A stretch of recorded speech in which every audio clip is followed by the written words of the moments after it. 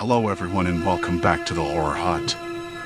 Before you drift off, it would be a nice idea if you could leave a comment to let me know where you are listening from. Please don't forget to give the video a like and subscribe to the channel. Right, let's get comfy and relaxed, and let's begin. Story 1, Expired Aisle, Haunted Convenience Store. I never thought a gas station could feel lonely until I worked the night shift at one stuck miles away from the nearest town. The air smelled faintly of stale coffee and motor oil, a blend that seemed permanent, like it had soaked into the walls over years of customers coming and going at all hours. I stood behind the register, the fluorescent lights buzzing overhead, their hum steady enough to lull the mind but harsh enough to keep sleep at bay. Outside, the wind whispered over the cracked asphalt like it was trying to tell me something. I like to think of it as the station's way of breathing. My name's Alex. I'm 27, and I took this job because it was one of the few that didn't require a resume or references. The owner, a gruff man named Sam, told me the hours would be rough but the pay was decent, and the isolation was part of the package. I'd never worked nights before. Never been truly alone like this. The first few hours dragged. I organized the shelves, wiped down the counter, and stared out the window at the empty stretch of highway.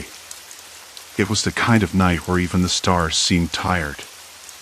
I sipped lukewarm coffee from a chipped mug and tried to keep my thoughts from wandering too far. At about 1:15 a.m., the silence broke. The door jingled, and a man shuffled in, his jacket soaked from the rain that had started just minutes before. He looked disoriented, his eyes darting around like he wasn't sure where he was. I greeted him with a tired but polite, "Hi, can I help you?" He nodded, voice low and rough. "Just some snacks. Whatever's quick." I pointed toward the shelves, and he shuffled off. The fluorescent light cast a harsh glare on the rows of chips, candy bars, and canned goods. I noticed some of the labels looked faded, dates printed in tiny font almost impossible to read in this light. Expired, probably by months. I tried not to think about it. It was a remote place, inventory moved slow. Expired stuff was probably normal. Still, something about the man's glazed eyes made me uneasy. He came back with a plastic bag and set it on the counter. "Coffee, too," he muttered. I rang him up, the register clicking in the quiet. He paid with crumpled bills, barely looking at me. When he left, I watched him step outside, hesitating before disappearing into the rain. The night wore on. Customers came sporadically, all of them tired, some impatient, a few with that same distant look the first man had carried. One woman lingered near the refrigerated drinks, her fingers trembling as she reached for a bottled juice. I caught a glimpse of the expiration date nearly a year past. "Are you sure about that one?" I asked, pointing. She looked startled, then smiled weakly. "It's fine, right?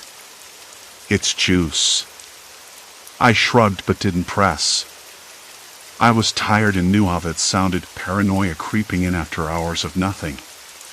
People probably grabbed whatever they wanted without a second thought. At one point, the lights flickered again, and the overhead hum stuttered for a second before steadying. I blinked, my eyes stinging in the sudden darkness. When the lights came back, the woman was gone. I told myself she'd left through the back door, or maybe I just imagined it. The rain had eased, leaving behind a damp chill that crept under my collar. Around 3 a.m., a car pulled in with a sharp squeal of tires. A young guy, maybe early 20s, burst through the door, sweaty and out of breath. His hands shook as he grabbed a soda from the cooler. "Anything else?" I asked, already feeling the weight of the long night pressing down. "No, just this." "Thanks." He paid quickly and stepped outside without a word. I caught a glimpse of his face in the reflection, pale, eyes wide, like he'd seen something he wished he hadn't. I rubbed my temples and glanced again at the soda can. The label was smudged. The expiration date was faint but there. Months expired. The unease settled deeper in my chest. I tried to shake it off. Maybe I was just tired. Maybe the isolation was playing tricks on me. Still, the pattern nagged at the back of my mind: frantic customers, expired products, and that hollow look in their eyes. I wondered if Sam had noticed. I thought about asking him the next day, but part of me hesitated. What if it was just me overthinking? The night stretched on, slow and relentless. I cleaned, restocked, and counted the minutes until dawn. Then, just before 5 a.m., the door jingled again. A woman stepped in. Her clothes were disheveled, and her eyes darted wildly. She clutched a bag of chips and a bottle of water. "Help," she whispered, voice trembling. I froze, the chill crawling up my spine. "Are you okay?" I asked, voice barely steady. She shook her head, tears forming at the corners of her eyes. I don't know what's happening," she said. "I feel like I'm losing my mind." I blinked. The fluorescent light overhead seemed colder now, harsher. The woman's gaze locked with mine, desperation raw and real. And suddenly, I realized this wasn't just a job anymore. Something was very wrong. I reached out slowly, unsure if she'd let me in. "We'll figure this out," I promised, though doubt gnawed at my resolve. Her fingers trembled as she brushed a stray lock of hair from her face. "They said it was just stress," she whispered, voice cracking. "But this feels different. Like something's inside me, changing me." A chill ran down my spine. "Have you seen anyone else? Anyone else feeling like this?" She shook her head, biting her lip. "No. I'm scared they'll think I'm crazy." "No one is going to think that," I assured her. "We'll get to the bottom of it. Together." The buzzing fluorescent light flickered, and for a moment the room seemed to stretch, shadows crawling longer across the peeling walls. She swallowed hard, eyes darting toward the door. "Did you hear that?" she asked, voice barely above a whisper. I strained my ears. Silence, except for the distant hum of the building's ventilation. "Probably just the old pipes," I said. But even as the words left my mouth, a prickling at the back of my neck told me otherwise. The moment the door clicked shut behind her, the silence deepened thick, heavy, like the air had been sucked out of the room, with its faint smell of dust and decay. Her words echoed in my head, like something's inside me, changing me. I couldn't shake the tight knot forming in my stomach. It wasn't just stress, no matter how many times I tried to convince myself otherwise. Something was wrong. Something no one wanted to admit. I glanced at the clock. 2:30 in the morning. The gas station was dead, as usual. The only sound was the distant hum of the ventilation system, intermittent creaks from the aging building settling, and the faint, restless rustling of wind against the windows. Outside, the road stretched into nothing but darkness, no headlights, no signs of life. I needed to do something. To stop feeling so useless. I pulled my jacket tighter and made my way over to the small office in the back.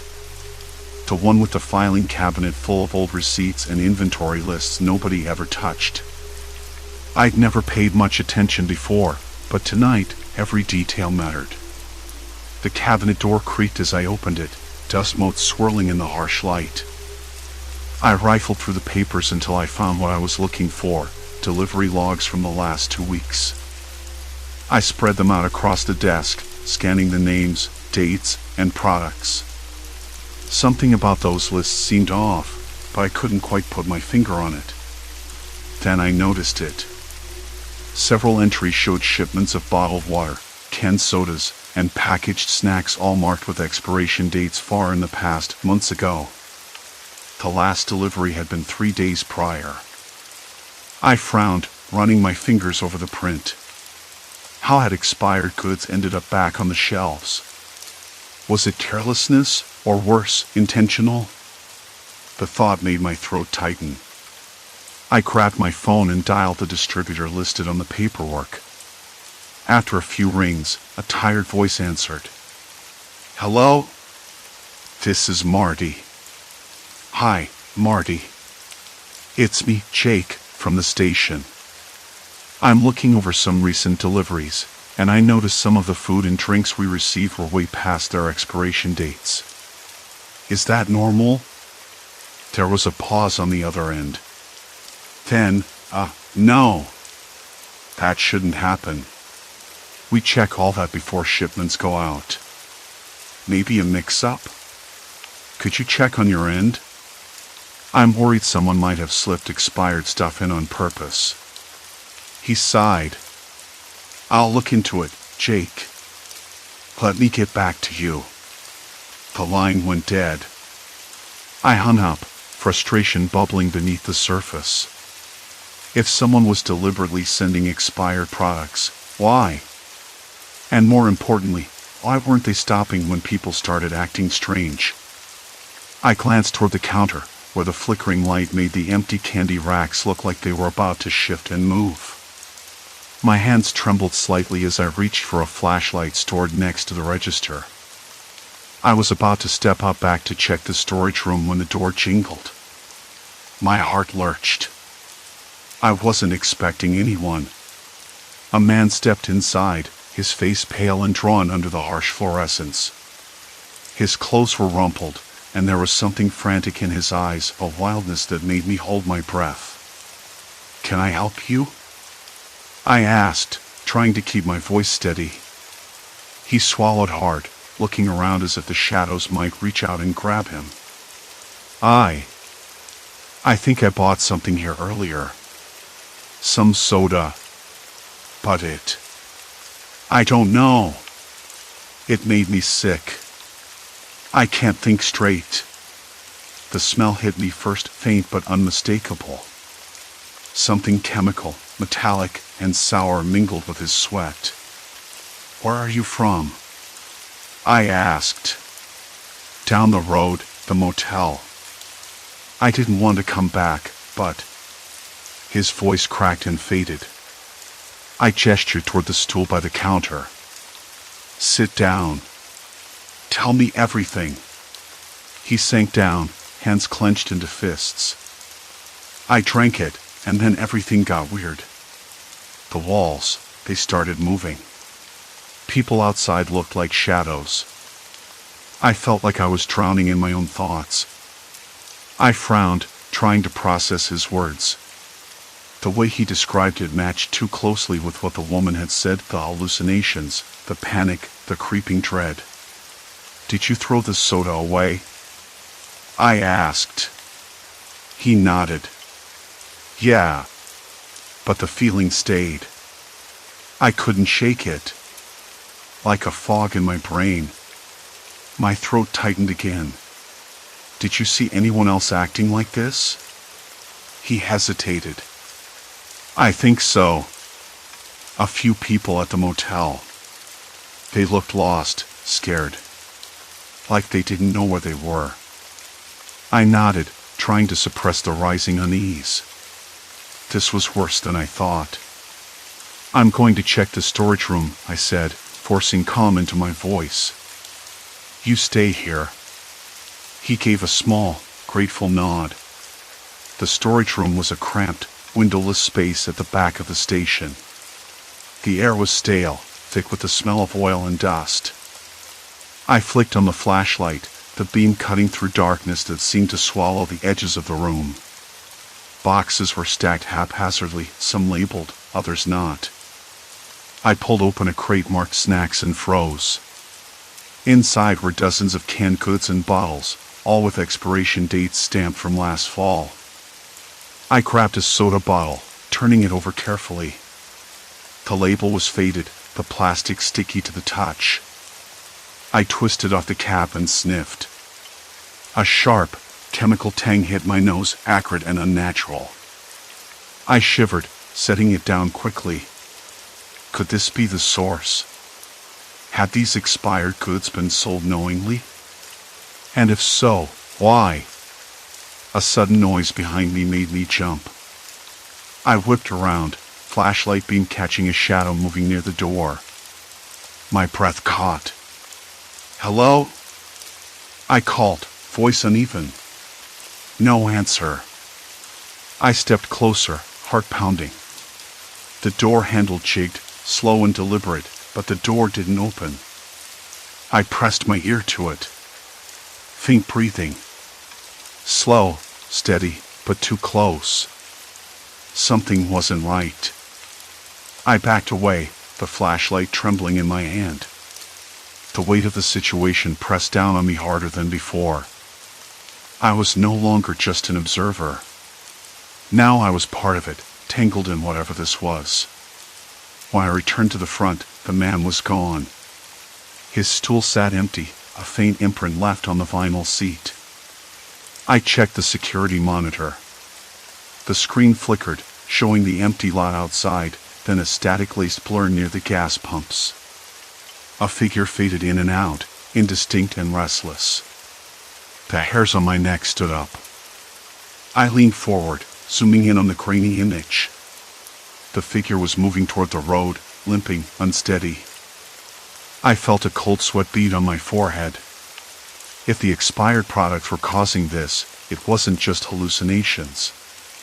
It was trapping people, breaking them down until they slipped away into something darker, more dangerous. And now, somehow, I was next. The phone on the counter rang suddenly, sharp and jarring in the quiet.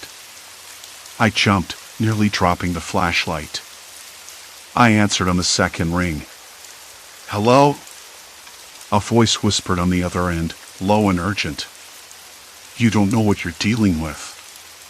Stop looking before it's too late." The line went dead.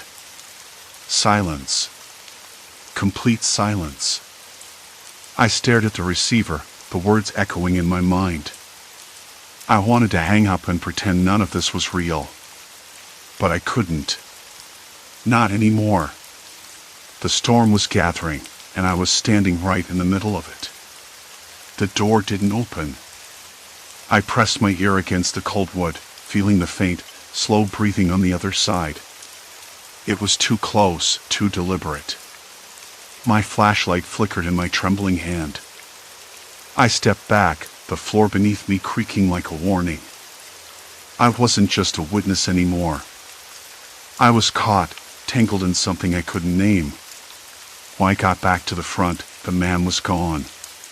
His stool left a dull imprint on the cracked vinyl, like a ghost had just stood up and vanished.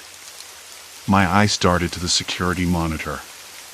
The screen flickered and leapt between static and an empty parking lot. Then, through the haze of pixels, a figure appeared near the pumps, limping, unsteady, fading in and out like a bad signal. I leaned forward, straining to see. The shape moved toward the road, slow and unsteady. A cold sweat trickled down my back. This wasn't just about hallucinations anymore. It was something worse, like the expired food was breaking them down, trapping them in some waking nightmare. And if that was true, then I was next. I closed my eyes for a second and tried to steady my breathing. The stale scent of spilled soda and motor oil filled the cramped room. The buzzing fluorescent light overhead hummed, punctuating the silence. My hands still shook. I didn't want to believe this was real, but my gut told me otherwise. I needed answers. Fast. The back room was a mess, boxes shoved everywhere, some torn, others half open. I crawled through the narrow passage, flashlight beam bouncing off dusty cans and cracked shelves. I pulled open a crate stamped with a faded EXP 2022. My fingers grazed the cans inside. I recognized the brands: cheap sodas, energy drinks, canned snacks. All expired, all still on the shelves. Who would leave this here? I muttered, the taste of stale air thick on my tongue. I rifled through the paperwork on the counter. Delivery receipts, inventory lists, all ending months ago. No sign of a new shipment. This place had been stocked with old, expired stock for months, maybe longer. But why? I picked up a crumpled receipt tucked under a bottle of flat water. The timestamps were odd, purchases made at strange hours, always late at night, always by the same few customers. The names were scratched out or missing, but the pattern was clear. I remembered the man who left, the one I heard breathing behind the door. His limp, the way he moved on the monitor. He was one of them. One of the people this place had broken. The thought sent a shiver down my spine. I stepped outside, the cold night air biting at my face. The sky was ink black, dotted with distant stars. The gas station's neon sign buzzed erratically, the letters flickering like a bad dream. I scanned the parking lot. Empty. No cars. No people. Then I heard it, a soft, irregular tapping from the far edge of the lot. I squinted into the darkness. A figure emerged, stumbling toward me, hands outstretched as if searching for something. "Hey," I called, voice rough and low. "Are you okay?" The figure stopped, head tilted, eyes glassy and unfocused. The smell of something sour and rotten hit me, like spoiled milk mixed with rust. The man blinked slowly, then turned and lurched away, disappearing into the night. I swallowed hard. This was worse than I thought. Back inside, I checked the security footage again. The figure limped toward the road, but then something strange happened. The camera caught a second shadow trailing behind him, barely visible, moving in jerky, unnatural bursts. I zoomed in, but the image was too grainy. Still, that shadow wasn't human. Or at least, it didn't move like one. I shook my head. Maybe it was just my imagination. Fatigue playing tricks. But even then, the dread clung to me like a second skin. I grabbed my phone and tried calling the station manager. No answer. I left a message, voice tight with urgency. No way I was sticking around alone with this mystery festering in every corner. Minutes passed. Then the power blinked. The lights flickered, the hum of the refrigerator faltered, and the screen on the security monitor went dead. Darkness swallowed the room, thick and immediate. My flashlight was the only thing standing between me and the blackness. A sound came from the back room, something soft, like scratching or scraping. My heart hammered against my ribs. I forced myself to move toward the noise, each step heavier than the last. The door to the storage room was slightly ajar. I pushed it open, my breath catching in my throat. Inside, the boxes were overturned, spilled cans rolling across the floor. But what caught my eye was a notebook lying open on the dusty counter. The handwriting was messy, frantic. I scanned the words. Do not consume after expiration. Toxicity causes neurological breakdown. Symptoms: confusion, disorientation, paranoia. Subjects become trapped in delusional states, unable to distinguish reality. I swallowed the lump in my throat. This wasn't just neglect. Someone knew what was happening. The last entry was dated a few weeks ago. No cure. No escape. Must contain exposure. If you read this, do not trust anyone. They are not what they seem. A sudden noise made me spin around. The door slammed shut behind me, plunging the room into darkness. I lunged for the handle, but it wouldn't budge. Trapped. The words echoed in my mind. No escape. I pressed my back against the cold door, hands slick with sweat. The sensation was suffocating, like the walls were closing in. Outside, footsteps paced slowly past the door. I whispered, "Who's there?" Silence. Complete silence. Then, a voice low, calm, almost soothing. "You shouldn't be here." The line between sanity and madness blurred. The night wasn't just a shift anymore. It was a trap. The gas station was a cage. And I was the prey. I realized then that leaving wasn't an option. Not anymore. I was in this. Deep. And whatever was waiting outside the door wasn't going to let me go.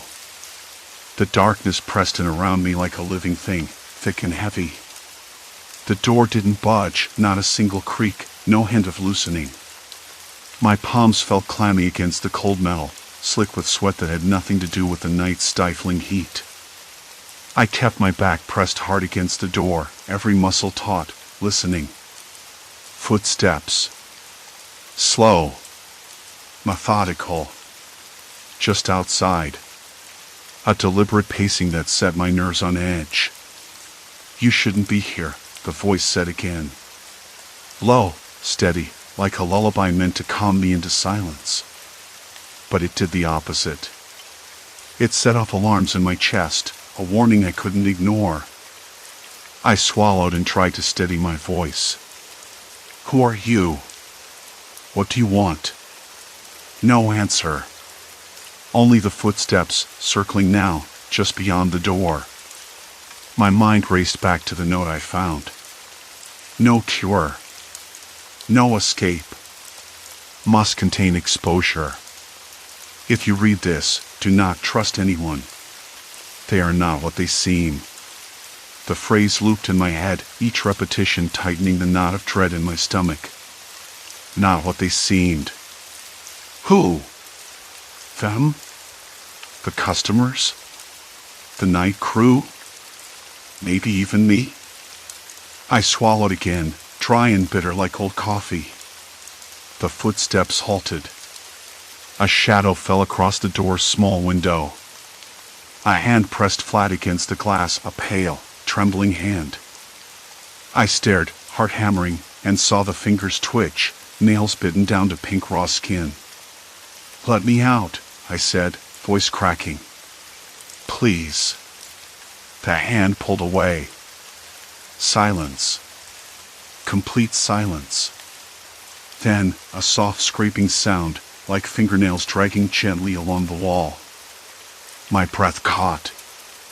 I could smell it, the faint scent of metal and something sour, like spoiled milk. It wasn't just the expired food anymore. It was something darker. I stepped back from the door, my eyes adjusting to the dim glow from the flickering fluorescent bulb overhead. The room smelled stale, the air thick with dust and forgotten secrets. I glanced at the clipboard on the dusty counter, the last entry still fresh in my mind. Whoever wrote that note knew more than I did, but why leave it here? To warn me? Or to trap me? A sudden noise behind me made me spin, an old radio, buried under papers, crackling to life, static buzzing through the room before a garbled voice whispered, "They're coming." Panic clawed up my throat. "Who's coming?" I demanded, pressing my back again to the door. No reply. Only the low hum of the night beyond, punctuated by distant dog barks and the occasional rumble of a truck engine rolling down the highway. The gas station was alive tonight, but not with customers. Something else stirred in the shadows. I moved to the window, peering out into the lot.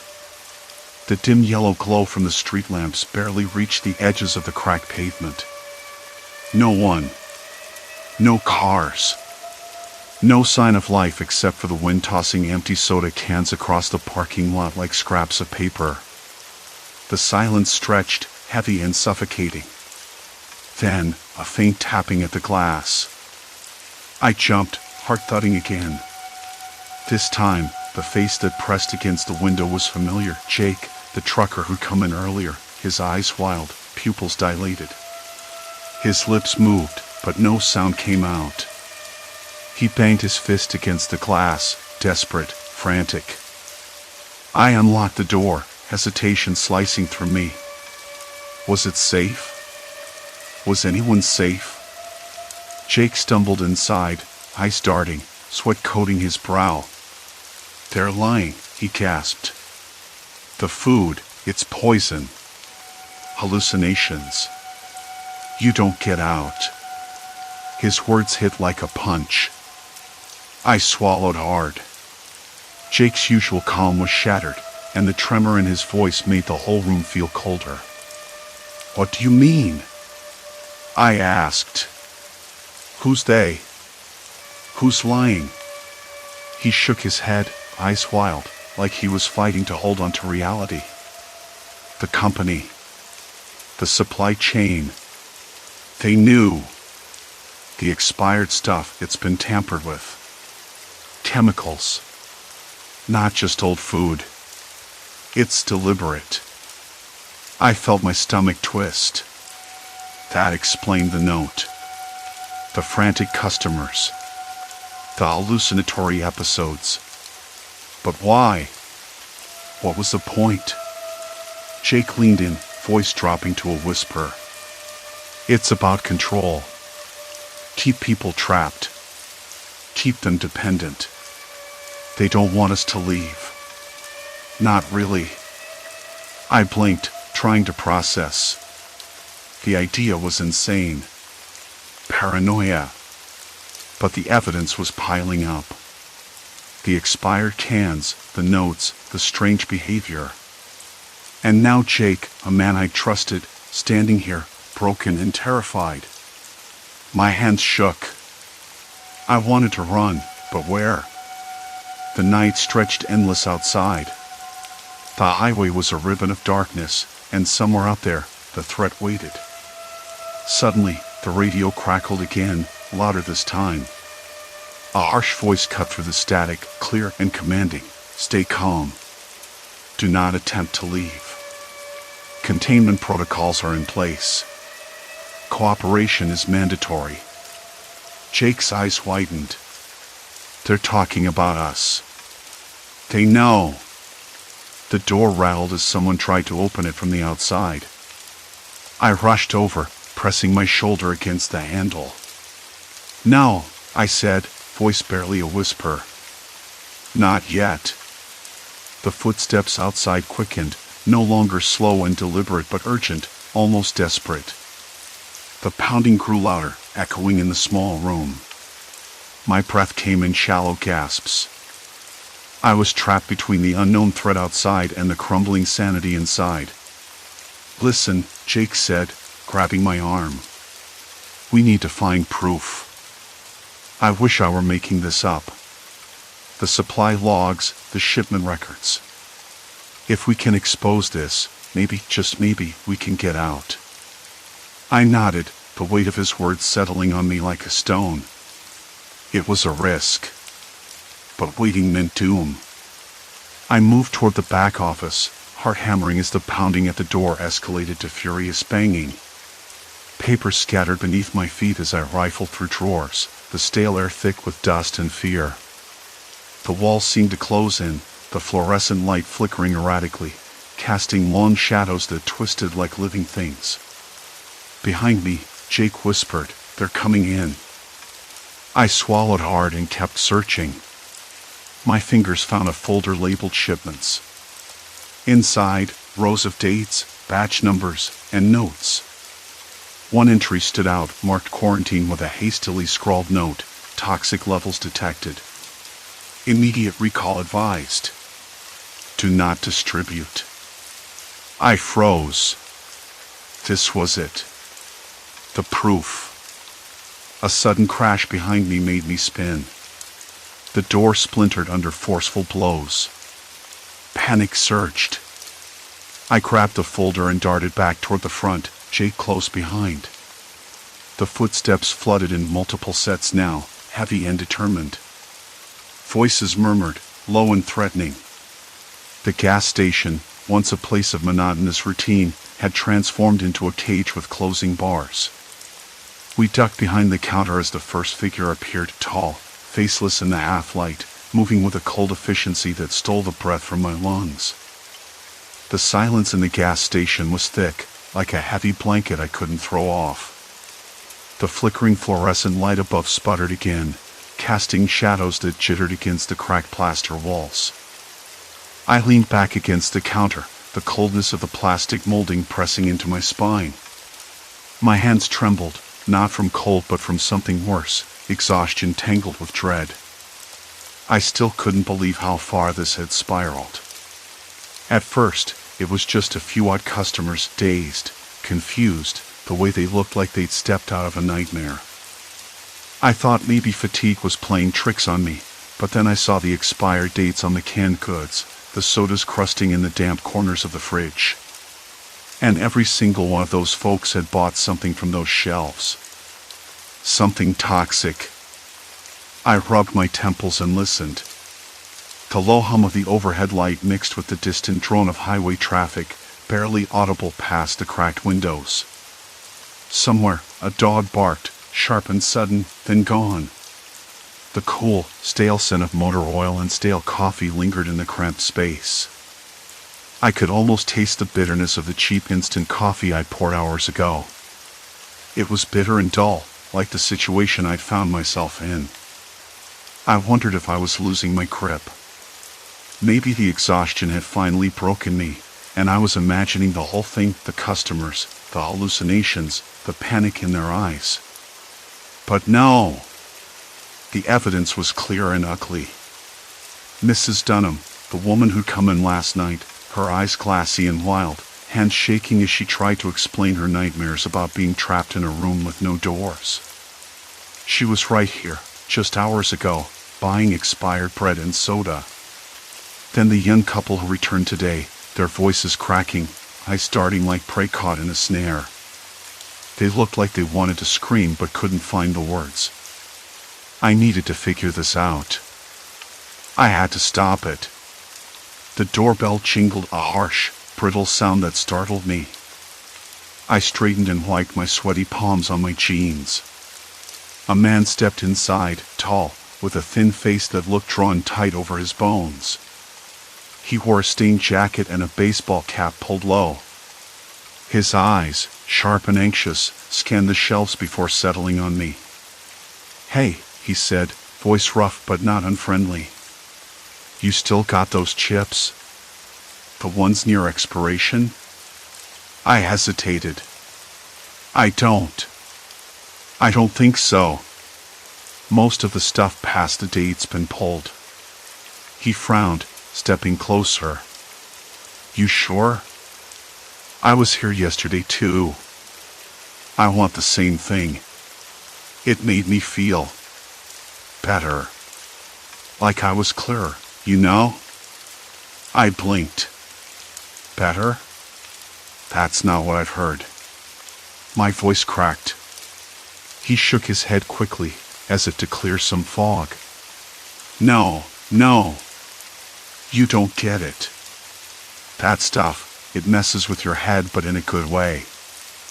I've been stuck with this, I don't know, anxiety, or maybe worse. When I ate it, felt like the noise in my brain stopped. His words sent a cold wave through me. Was I wrong all along? Had the toxic food created some sort of twisted relief for some customers? I tried to keep my face neutral. "Listen," I said slowly, "that stuff's dangerous. People are hallucinating, losing time. It's not healthy." He laughed, a dry, humorless sound. "Healthy? No. But better than the alternative." We stared at each other in the flickering light.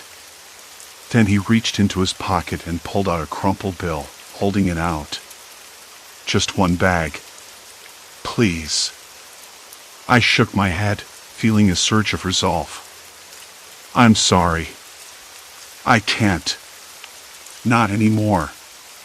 He looked away, jaw tight. After a long moment, he muttered, "Figures. Nobody wants to help." He turned and walked out, the doorbell jangling again behind him. I exhaled slowly, heart thudding. That encounter left a strange pit in my stomach. Maybe this was bigger than I thought.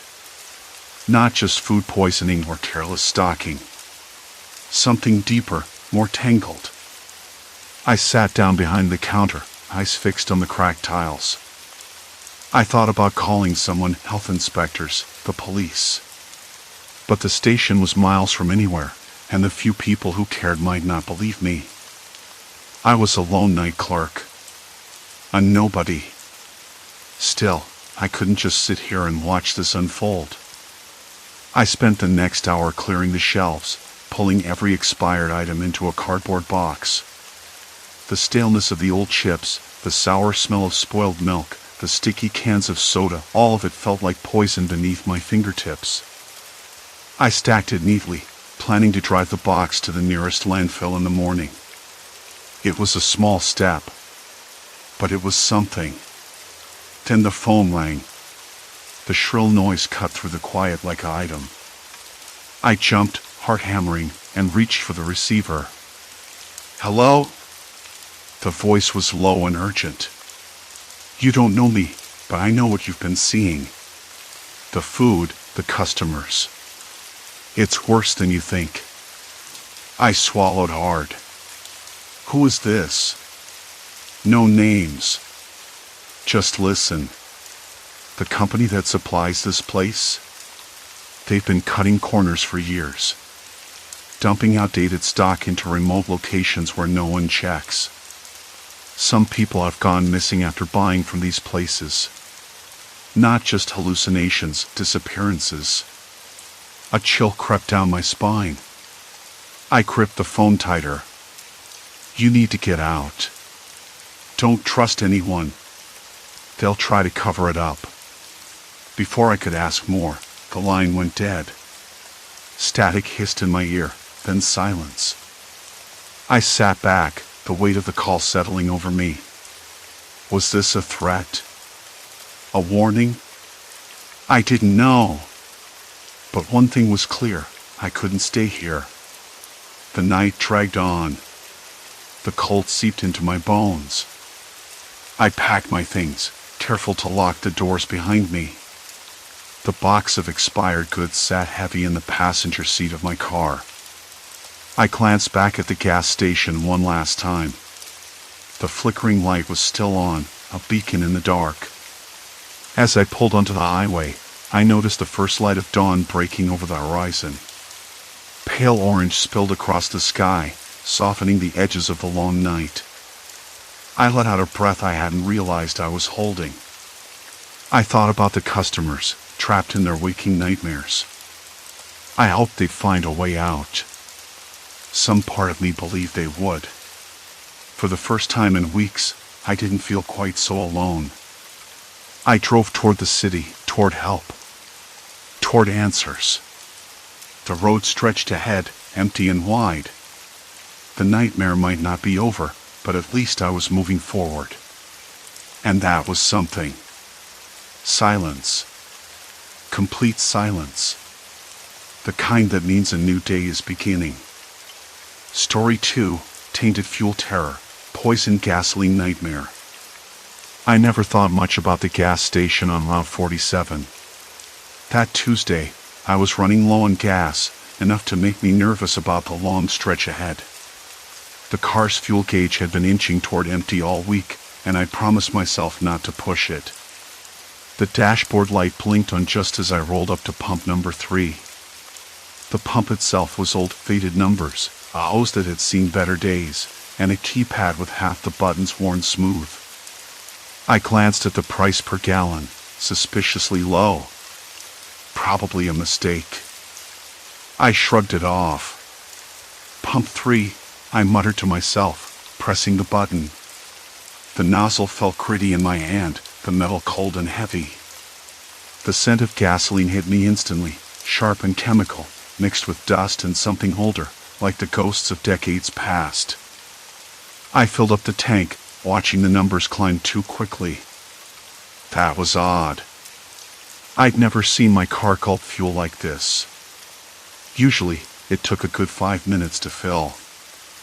I slammed the nozzle back into its cradle, the pump clicking off faster than I expected. I checked the receipt. It was printed on thin paper, the ink smudged in places. Regular unleaded, it read, though the price was still suspiciously cheap. I reached for the door handle, my fingers sticky from the residue of fuel. The sun was low now, casting long shadows across the cracked asphalt. I climbed into the driver's seat and turned the key. The engine sputtered, a little rougher than usual, but it caught. The smell inside the car was off, a faint chemical tang that wasn't the usual gasoline scent, more acrid, almost sharp enough to sting my nose. I wrinkled it away, telling myself I was imagining things. Maybe the wind had shifted, carrying some strange odor from the station. The road stretched out before me, empty except for the occasional birdsong and the distant buzz of cicadas. I shifted into drive and eased onto the highway, the tires humming softly against the asphalt. The engine didn't sound quite right, though. It was quieter in some ways, but there was an odd vibration, a subtle pulse under the hood that made my teeth clench without meaning to. I glanced down at the fuel gauge. The needle barely moved, though I just filled the tank. It was as if the car wasn't registering the fuel at all. I shook my head, trying to ignore the creeping unease. My phone buzzed, a text from my sister. I ignored it. I needed to focus. The sky darkened quickly. No streetlights here, just the occasional reflector post blinking in the headlights. The radio crackled with static between songs, and a dog barked somewhere off to the side, sharp and sudden, then quiet again. Silence. Complete silence. I pulled over at a small overlook to check the tank again. The gauge was dipping faster than it should, racing toward empty in a way that didn't make sense. I tapped the glass, my breath fogging the window in the cool night air. Something was wrong. Back on the road, I tried not to panic. My hands trembled slightly on the steering wheel, but I told myself the gas station was just old, the equipment faulty. Maybe the pump had misread the amount, or the gauge was broken. I'd fix it tomorrow. I always said I'd deal with it tomorrow. But the engine's behavior grew stranger. Every mile felt like a gamble. The car jerked faintly, the dash flickered with warning lights that vanished before I could read them. The smell grew worse, acrid and sour, like burnt rubber mixed with chemicals. I rolled down the window, the night air cold and sharp against my skin. I forced myself to keep going, eyes scanning the dark shapes beyond the trees. There was no one else on the road. No other cars. Just me and the slow, creeping dread that settled in my chest like a stone. When I finally pulled into my driveway, the car coughed once more and died before I even cut the engine. The silence inside was so complete I could hear my own heartbeat, loud and clumsy. I sat there for a long moment, hands clenched on the wheel, trying to make sense of it. Tomorrow, I thought. Tomorrow I'd check the pumps again. Maybe talk to the attendant. Maybe it was just a mistake. But something told me it wasn't. Something told me that filling up at that gas station wasn't just a routine stop anymore. It was a risk. And risks, in the middle of nowhere, where help was hours away, were dangerous. The headlights cut through the darkness, illuminating dust and cracked asphalt stretching endlessly ahead. I exhaled slowly, forcing myself to move, to keep going instead of sitting trapped by dread. The engine's hum was a fragile companion, a reminder that the car was still alive, still willing to carry me forward. Every shadow seemed to twist into shapes, figures lurking just beyond sight. My mind raced with worst-case scenarios. What if the pumps were tampered with? What if I was being watched?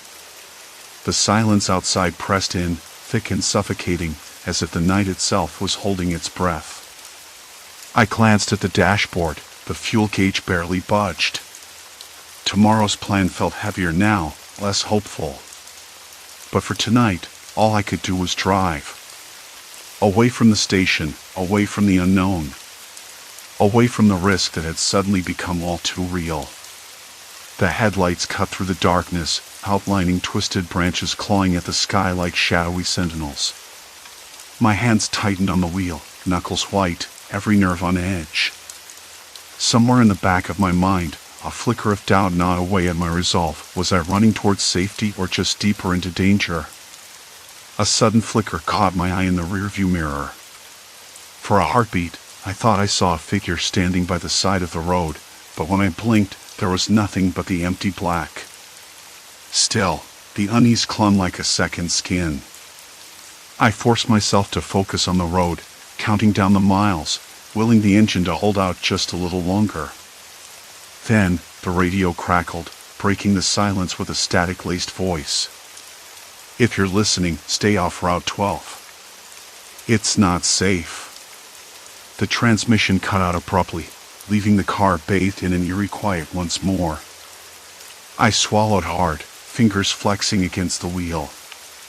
Whoever that was, they knew something, and I had no choice but to heed the warning. Ahead, the faint glow of a lone cabin appeared, a tiny beacon in the vast emptiness. Maybe there, I could find answers, or at least a moment's respite before the night swallowed me whole again. The cabin sat just off the road, its weathered porch sagging under the weight of years and neglect. I stepped out, the night air sharp against my skin. It smelled colder than I expected for this time of year, and my breath came out in quick white bursts. A distant owl called somewhere deep in the woods, its mournful hoot stretching into the dark. I pulled my jacket tighter around me, the rough fabric scratching against my neck. The cabin's door hummed slightly ajar, creaking softly as it swayed with the breeze. I hesitated, fingers curling into fists at my sides. Part of me wanted to turn the car around and drive until the road swallowed me whole, but something else, a stubborn thread of hope, made me push the door open with a slow, deliberate shove. Inside, the air was stale, thicker than outside, like it hadn't been disturbed in days. The faint glow of my flashlight swept across cracked plaster walls and dusty furniture draped in sheets. The floorboards groaned underfoot, a reminder that this place was more fragile than it looked. I could taste the dryness on my tongue, the dust settling on my lips with every breath. There was a table near the window, cluttered with papers and a rusted coffee pot. I rifled through the mess, the dry rustle of paper echoing in the quiet. Most were weather-beaten maps, some with scribbled notes in the margins of coordinates, warnings, circled areas. One page stood out, a handwritten letter, the ink smeared as if the writer had been hurried or shaken. If you're reading this, avoid the pumps on Route 12. They've been tampered with. It's not just a mistake. Someone wants us stranded. My heart sped, a cold knot forming deep in my stomach. I folded the letter carefully, tucking it into my jacket pocket. The thought of sabotage, of being deliberately stranded in this remote stretch, pushed the creeping unease into full force. But who? And why? A noise, a shuffle, faint but unmistakable, snapped me to attention. I spun around, flashlight beam cutting through the shadows. Nothing moved. Just the flicker of a moth skittering across a cracked window pane. I exhaled slowly, trying to steady the tremor in my hands. Outside, the wind picked up. Branches scraped against the cabin walls, sharp and sudden like nails on wood. I thought I heard a voice, low and muttering, but it slipped away before I could catch the words. My mind raced with possibilities. Was someone nearby, watching? Waiting? I shook my head, reminding myself not to jump at every sound. But the letter's warning gnawed at me. The pumps back on Route 12, they weren't just mislabeled. Someone had to be behind it, someone who wanted the engines to fail, the cars to die out here in the dark. I thought back to the gas station. The attendant had been nowhere in sight, just a flickering neon sign and that uneasy silence. The pumps were old, rusted, their labels peeling like sunburned skin. But the fuel was definitely wrong, something heavier, thicker. I could almost taste it, bitter and raw on my tongue. I needed answers. Not just for me, but for anyone else who might get caught in this mess. The thought of more cars stranded, more people helpless in the night, tightened a cold fist around my chest. I searched the cabin further, finding a battered radio on a shelf. It crackled when I turned it on, static spilling out like a flood, but no clear signal. Then, a voice, low, urgent, clipped words breaking through the white noise. Danger. Pumps. Route 12, don't trust. The transmission cut out again, swallowed by static. I slammed a fist onto the table, frustration burning through me. Someone was trying to warn people, but from where? And why hadn't I heard more? I sat down heavily, leaning over the table, hands trembling. The isolation pressed in on me, the silence thick and suffocating. I thought about the figure I'd seen or thought I saw in the rearview mirror. Was it real? Or just a trick of the light and my fraying nerves? The radio crackled once more, a brief burst of static before a new voice came through, clearer this time. If you're out there, someone is tampering with the fuel. They want us stranded. Be careful. Don't trust the gas station. Then silence again. The words echoed in my mind, sharp and uncompromising. Someone was out there, orchestrating all this, turning a simple act like filling a tank into a gamble with life and death. I looked at the maps again, tracing the jagged lines and marked points. There were other stations, smaller and less obvious, scattered along the route. Maybe they were safe. Maybe they weren't. I knew I couldn't stay in the cabin forever. The night was deepening, and the woods crept closer with every passing minute. The thought of sleeping in this place, alone with the shadows, was almost unbearable. But driving without enough fuel was a risk I wasn't willing to take. I decided then I needed to find the source. The person or people behind this. Maybe I could warn others, maybe even stop whatever it was before it got worse. The door creaked again, louder this time, and I froze. The beam of my flashlight caught a glimpse of movement, just a shadow slipping behind the trees. Hello? I called out, voice firmer than I felt. No answer. Only the rustling of leaves and the distant howl of a coyote. I swallowed, heart hammering. The night wasn't empty. It never had been. I grabbed the maps, the letter, and the radio, stuffing them into my backpack. The car waited just a few yards away, silent and patient, but the road ahead felt less like a path to safety and more like a descent into unknown territory. The wind whispered through the branches, cold and relentless. I locked the cabin door behind me, the old wood groaning shut. And then I walked toward the car, knowing this was only the beginning. The car sat just beyond the crooked fence, its headlights off, blending into the darkness like a secret waiting to be uncovered.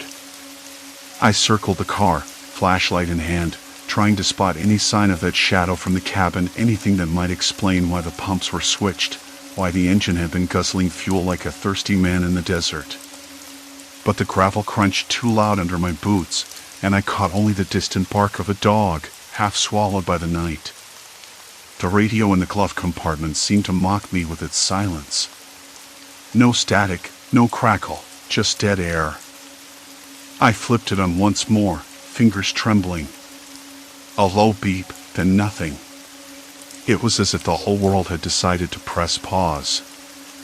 I slid into the driver's seat, the leather cold and stiff beneath me. The dashboard lights blinked to life, casting a dull green glow over the cracked windshield. I pulled the letter out again, scanning the scrawled handwriting in the dim light. The pumps aren't what they seem. They've been switched. It's deliberate. The wrong fuel will ruin your engine, strand you out here. Don't trust the signs. The words echoed louder than I expected. Deliberate. Someone had planned this. Someone wanted people caught helpless, broken down, miles from anywhere. I flicked the ignition. The engine coughed, then roared unevenly. The gauge dipped fast, a needle dancing closer to empty with every second. This wasn't just a malfunction, it was sabotage. A trap set to catch anyone desperate enough to fill up at that station. I swallowed hard and tried to think. Who would do this? And why? The gas station was barely a blip on the map, a forgotten pit stop for locals and the occasional traveler. Yet here I was, caught in its snare. Then it hit me, the letter mentioned a name. A person, maybe. But the signature was smudged, illegible. I fumbled through the backpack, pulling out the folded piece of paper again. There was a second note taped to the back, smaller, almost hidden. If you're reading this, it means you're already part of the game. There's no turning back now. My skin prickled. A game. Like a twisted joke. I slammed the glove box shut, heart hammering. The truth settled over me like the cold night air. Whatever this was, it wasn't random. It wasn't accidental. Someone was watching. Someone was waiting. The headlights behind me flickered briefly. I whipped around, flashlight beam slicing through the darkness. Nothing but the empty road stretching away, swallowed by shadows. I tried the ignition again, slower this time, hoping maybe the engine would hold just long enough to get me out. The gauge plummeted faster, the needle stabbing the red zone. The car shuddered violently, the engine stuttering like a dying beast. I slammed my hand on the steering wheel, breath shallow. No way was I going to get far on this fuel. Not with the wrong type sloshing in the tank, corroding the engine from the inside. I thought about the cabin, about the maps and the radio. If the pumps were switched, maybe others had fallen into the same trap. Maybe I wasn't alone. But where were they? And more importantly, where was the person responsible? I pulled out my phone, hoping for a signal. Just one bar. Weak enough to be useless, but it was something. I tapped the screen again and again, watching the battery drain. No messages, no calls, no sign of life. The silence pressed in, thick and suffocating. Then I heard it, a faint sound from the trees. Footsteps. Slow, deliberate. Someone moving just beyond the edge of the headlight's reach. I froze, every muscle tight. The flashlight trembled in my grip, casting long, jittery shadows against the trunks. Who's there? My voice cracked, too loud in the stillness. No answer. Only the rustling of leaves and the distant howl of that coyote again. Closer this time. I considered driving off, ignition or not. But the engine was barely holding on, and the car was a sitting duck. The footsteps stopped. Then a voice, low and calm, drifted through the dark. You shouldn't be here. I swallowed. Neither should you. A pause. The voice was quiet but firm, somehow both near and far. Didn't you see the signs? The warnings? I shook my head, trying to keep steady. There were no signs. Just wrong pumps. The figure stepped out into the light, a man wearing a worn jacket and a tired expression. Lines cut deep into his face, eyes sharp and wary. You're lucky to be alive, he said. Most don't figure it out until it's too late. Why do this? I asked, voice shaking despite myself. Who benefits? He looked away, jaw tight. It's not about who benefits. It's about control. About keeping people out. Some roads aren't meant to be traveled. I wanted to argue, to tell him he was wrong, but the weight in his words stopped me. There was a finality to them, like a closed door slamming shut. Look, he said, stepping closer, there's no easy way out of this. You've got the wrong fuel, your car's dying, and the next town is hours away. You're stuck. I glanced down at the dashboard, the needle trembling over empty. Stuck, I repeated, the word tasting bitter. He nodded.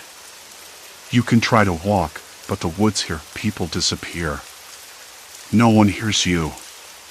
The cold settled in deeper, seeping through my jacket. I clenched my fists, trying to push back the creeping panic. Then what? I asked. What do I do now? He shrugged, a small, bitter smile tugging at his lips. You wait. Or you join the others. Others? His eyes darkened. You're not the first to fall for it. The gas station, the swapped pumps, it's been going on for years. People come through, stranded. Some find their way out. Most don't. I swallowed hard, the words sinking like stones. My mind raced. I thought about the maps, the letter, the radio. What if the others had left clues? What if I could find them?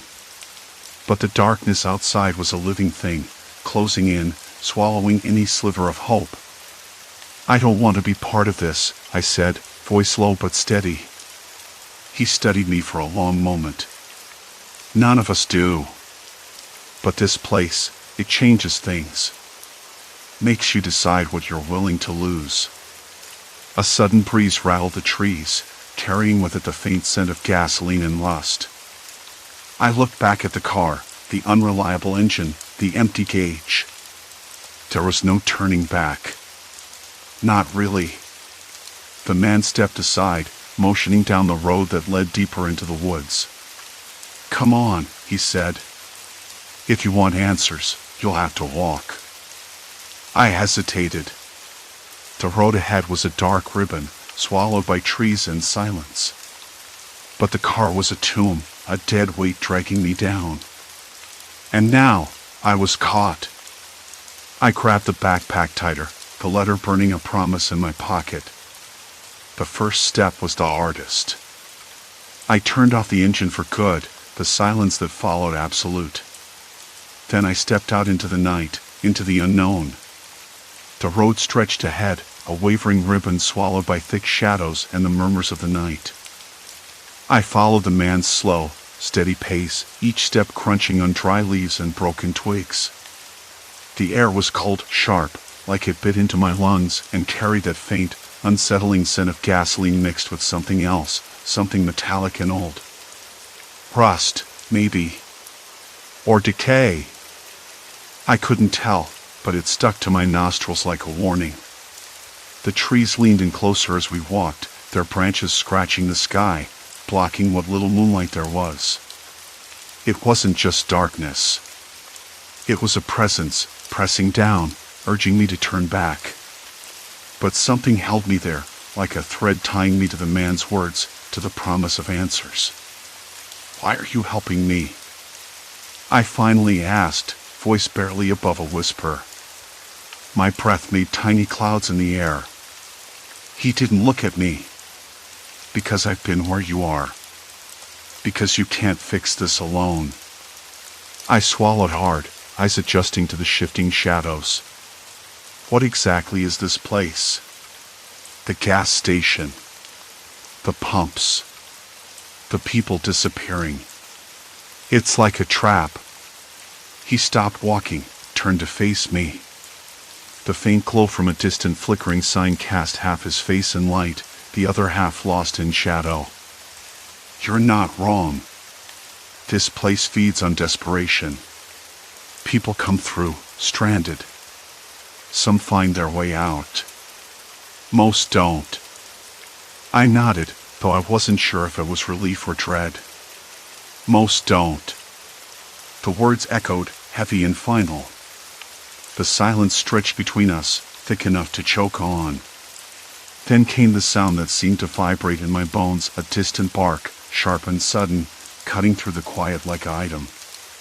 My stomach tightened, It wasn't a dog I recognized. Not one from a nearby farm or a pet lost in the wilderness. It was raw, wild. A reminder that I was far from safe. "Listen," he said, motioning with a hand. "There's a cabin up ahead. It's not much, but it's dry. We can rest there for a bit. Maybe find something useful." The thought of shelter was tempting. The cold was creeping deeper now, settling into my bones. But the road behind us, the one I'd come from, called out with a hollow emptiness. My car, my failed lifeline, sat there like a corpse, useless and silent. "Do you think I can fix it?" I asked, voice cracking. "The engine. The fuel. It's fighting me every step." He shook his head slowly. "No. Not with what you've got. The pumps were switched diesel where there should have been unleaded. That engine's been starving and suffocating at the same time. It's a slow death." I clenched my fists, nails digging into my palms. The frustration bubbled up, sharp and bitter. Why would someone do that? It's not just a mistake. He gave a bitter laugh.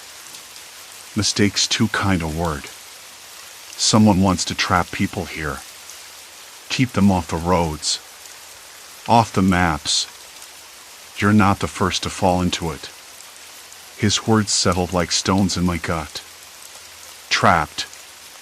Off the maps. The realization hit harder than I expected. This wasn't random. It was deliberate. We moved again, the cabin coming into view, a squat, weather-beaten structure nestled between gnarled pines. The windows were dark, the door slightly ajar. A faint smell of wood smoke drifted out, promising warmth. Inside, the floorboards creaked beneath my feet, the air thick with dust and the faint musk of damp earth and old paper. A small wood stove sat cold in one corner, surrounded by a scattering of rusted tools and empty cans. The walls were bare except for a faded calendar, its dates long past. He pulled a battered flashlight from his pack, flicking it on. The beam illuminated a table cluttered with maps, notebooks, and a cracked radio. I stepped closer, drawn to the radio's silent promise. "Try it," he said. "Maybe there's a signal." I fiddled with the knobs, static hissing and popping through the speaker. Then, a voice, distant, strained, but unmistakably human. "If you're out there, listen. Don't trust the pumps. Keep moving. Find the markers. The road changes after the old bridge. Stay off the main paths." The message cut off abruptly, leaving the room thick with unspoken warnings. "Markers?" I echoed. "What markers?" He sat down heavily, rubbing his face with tired hands. "There are signs, small ones, carved into trees or rocks. They lead you through the safe spots, places where the road hasn't been swallowed yet." "Safe spots? So there's a way out?" He shrugged. "Maybe. But the markers aren't easy to find, and whoever set this up doesn't want you leaving." A sudden noise outside made me jump, a low, guttural growl, followed by a scrape against the cabin's wooden siding. My breath caught, every muscle tensing. "Stay quiet," the man hissed, moving to the doorway. "They're close." I pressed my back against the wall, the rough plaster cold against my skin. My heart hammered so loud I thought it might burst. Outside, the noises grew, scratches, shuffles, the unmistakable sound of something large moving through the underbrush. I tried to calm my racing thoughts. This wasn't some creature from a nightmare. No, it was human. Always had been. And that made it worse. "What do they want?" I whispered. He didn't answer. Instead, he grabbed a length of rope from the table, knotting it with practiced hands. "Trust me," he said. We need to be ready. The door creaked, then slammed shut with a finality that sent dust motes swirling through the flashlight beam. Silence. Complete silence. Then, a soft tapping at the window. A shadow flickered across the glass. My hands trembled so badly I almost dropped the flashlight. "Who's there?" I called, voice steadier than I felt. No answer. Just the tapping again, more insistent this time. The man moved to the window, peered out into the blackness. "They're testing us." I swallowed hard, the taste of metal on my tongue. The faint gasoline smell was stronger now, mixed with damp earth and something else, fear. I blinked, trying to focus. The darkness outside wasn't just absence of light. It was a wall, closing in. "We have to move," he said quietly. "Now." I nodded, the rope tight in my hands, the weight of what lay ahead pressing down like the night itself. The engine in my car might be dead, but the threat beyond this cabin was very much alive. And it wasn't waiting patiently. We stepped outside together, swallowed by the trees, the road ahead folding into shadows deeper than I'd ever known. Fog clung to the empty streets, swallowing the faint hum of distant traffic as night deepened its hold. And I wasn't sure how much longer I could hold on.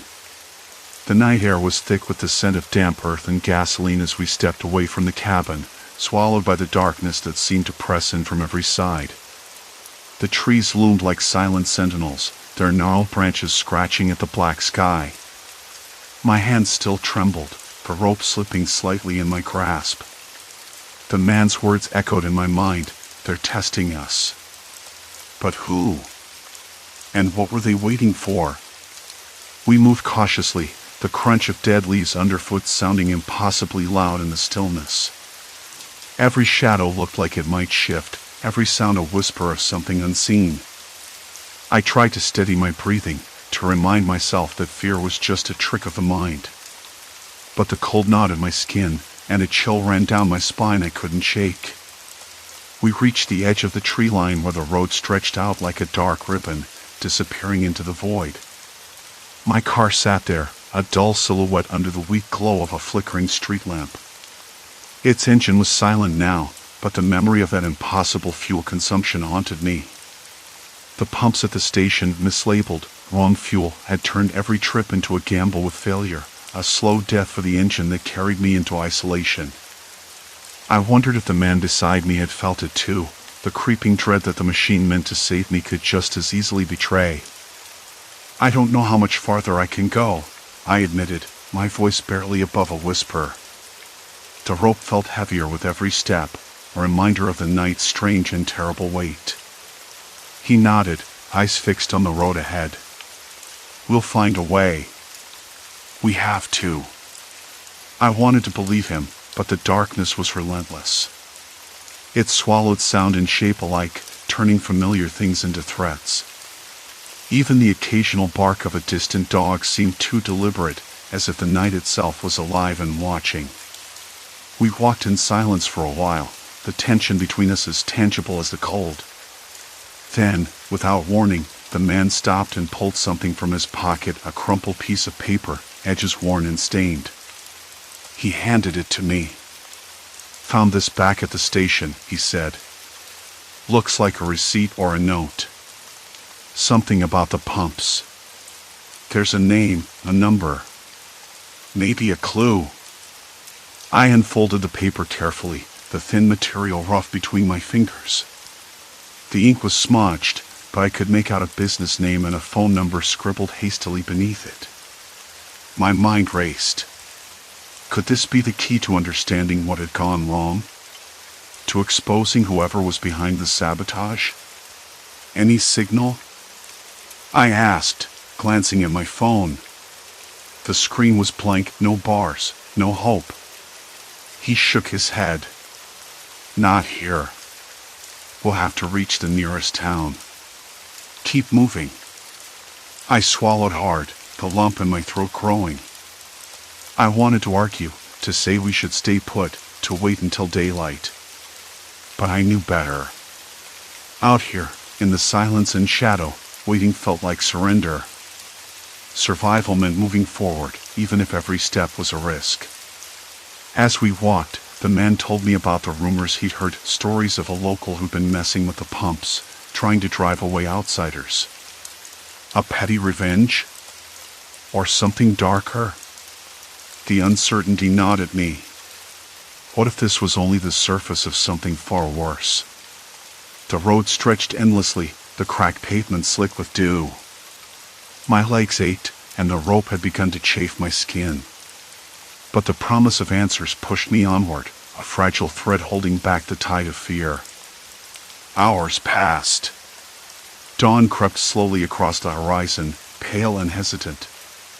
When the first light touched the trees, I felt a flicker of hope.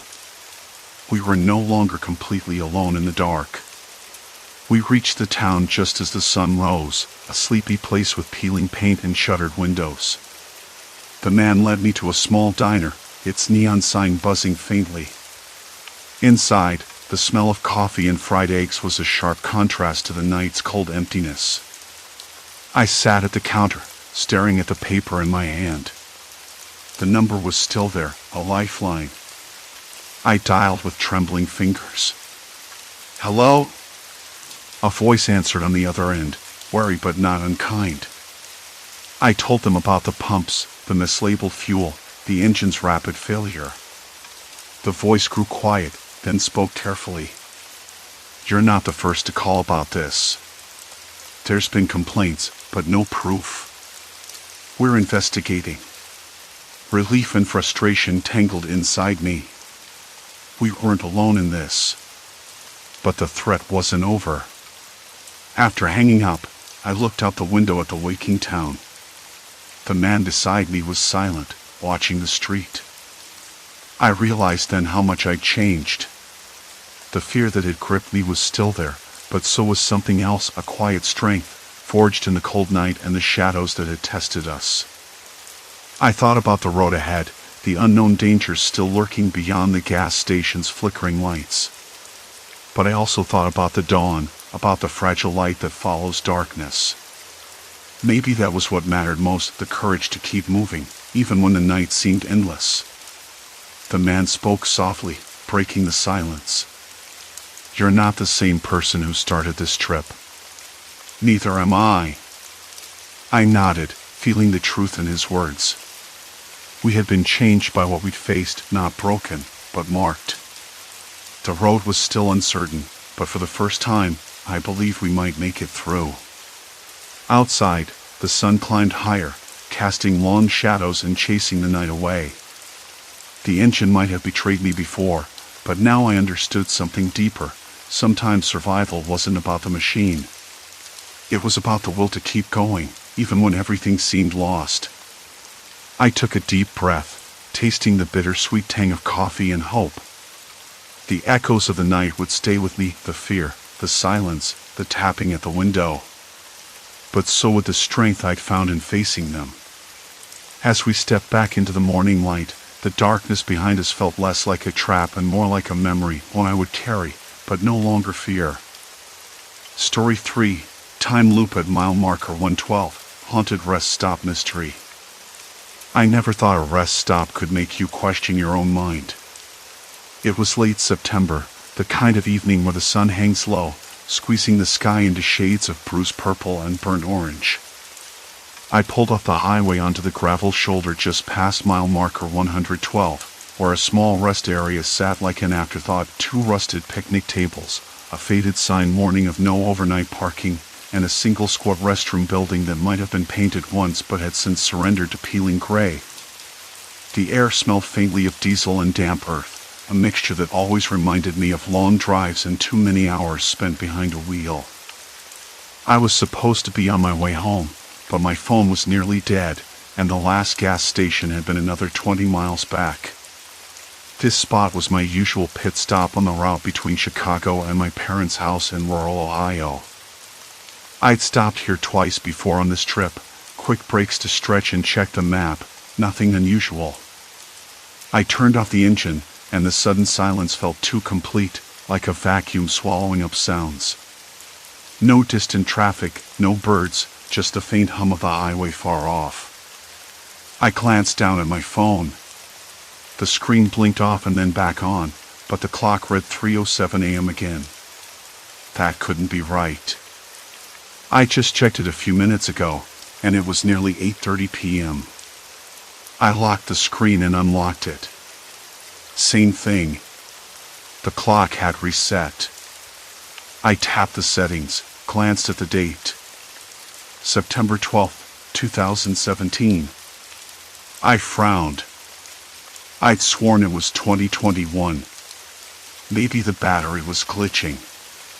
I rebooted the phone, hoping for a fix. When it came back on, the clock still read 3:07 a.m., and the date was stuck on that same day 4 years ago. I pinched the screen and tried to open the calendar app. It showed 2017 all over. My hands trembled slightly, the cold creeping in. That's impossible. I looked up toward the restroom. The parking lot was empty except for a dusty white sedan parked near the entrance. A man stood by the car, smoking, his back to me. He wore a heavy jacket despite the mild evening. The cigarette smoke curled into the air, carrying the sharp scent of tobacco and something metallic. I pulled my jacket tighter and walked over. "Excuse me," I said. "Do you know what time it is?" He turned slowly. His face was pale and drawn, eyes glassy but alert. "It's 3:07 a.m., he said without hesitation. I blinked. "But it's still daylight out." He nodded as if that explained everything. "Yeah, they keep the dim light that cast long, dancing shadows on here all night. You just missed the last bus." He took a long drag from his cigarette. "You're lucky you found a spot." I glanced at his car. It looked like it had been there for weeks, layers of dust, an old parking ticket stuck to the windshield. "What year is it?" I asked, hesitating. He narrowed his eyes. 2017. What year do you think it is?" 2021, I said cautiously. He laughed, but there was no real humor in it. "No, it's 2017. You must have been out cold or something." I stepped back, my mind racing. The air suddenly felt thicker, harder to breathe. "Listen, I think there's some kind of mistake. My phone's clock keeps resetting, and, well, now you're telling me it's a different year." He shrugged and flicked the cigarette to the ground. "You've been at this rest stop before, haven't you?" I nodded. "Yeah, twice on this trip." "Then you know how it works," he said, voice low. "Come back here, and everything resets. Like clockwork." "Works? What do you mean?" My voice cracked. He hesitated, then pointed toward the restroom building. "You see that? It's been here since before I can remember. People come and go, but the clock, it doesn't move forward. Not here." I shivered. The sky was darkening faster now, the wind picking up, rattling the metal sign. Something wasn't right. This wasn't just a glitch. It felt deliberate, like a trap. Why would anyone want to trap people here? I asked. He shrugged again, beginning to walk away. Maybe they don't. Maybe it's just a place where time's forgotten. Or maybe we're the ones who forgot time. Before I could ask more, he disappeared behind the building. I stood alone, the chill settling into my bones. I glanced down again at my phone. Still 3:07 a.m., September 12th, 2017. And then I noticed something else. The battery icon wasn't just low. It was completely frozen at 1%. No matter what I did, it wouldn't change. I slid it back into my pocket and looked around. The rest area felt more isolated than ever. The faint glow of a flickering street lamp cast long shadows across the cracked pavement. Somewhere in the distance, a dog barked twice and then silence. I thought about turning around, getting back on the highway and driving through the night, but something held me there. A knot tightened in my stomach. I needed to understand what was happening. I walked toward the restroom, the cold concrete steps rough beneath my fingers when I reached out for balance. The door creaked open, and the stale, disinfectant smell hit me. I found the mirror cracked in a jagged line near the bottom, and my reflection looked stranger than usual. A face I recognized, but also not quite. The edges blurred, like an old photograph left in the sun too long. I shook my head and stepped outside. The man was nowhere to be seen. Only the sound of the highway, faint but steady, and the restless wind stirring dry leaves along the asphalt. I sat down on one of the benches, the rough wood splintering slightly under my palms. My phone vibrated in my pocket. I pulled it out, heart racing. A text message. No contact name, just 5 digits, 2017. The message read, "You don't belong here." The screen flickered and went dark. I swallowed hard. This wasn't a glitch. Something was very wrong with this place. And with me. I didn't know it yet, but I was already caught. I sat on the weathered bench long after the highway noise faded into a dull hum, staring at my dead phone screen. I glanced around, the cold air prickling my skin. The wind picked up, rattling the rusted signpost that listed the rest area's rules and hours. The flickering overhead light buzzed and sputtered, casting long, jittery shadows across the cracked asphalt.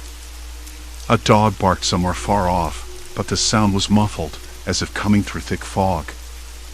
I pulled out my phone again, hoping for a signal, a sign, anything.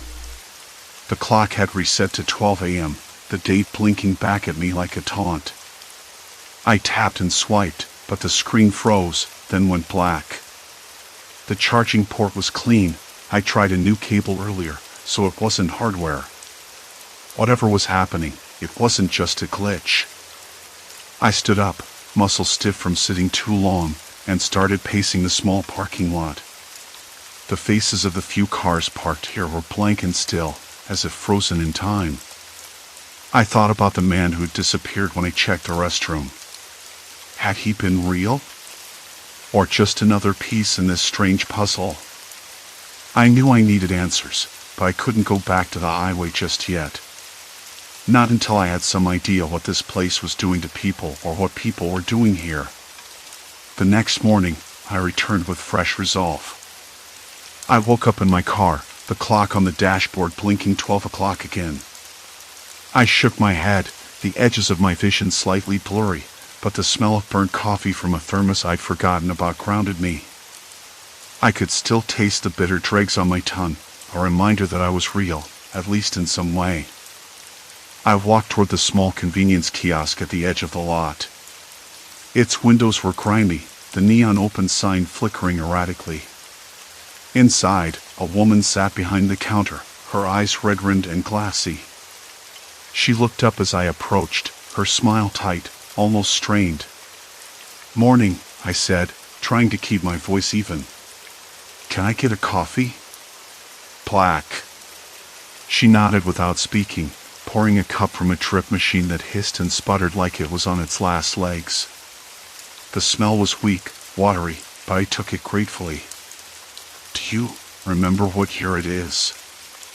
I asked, sliding a folded 20 across the counter. She blinked, hesitation flickering in her eyes. "It's 2017, she said quietly. I frowned. "No, it's 2024.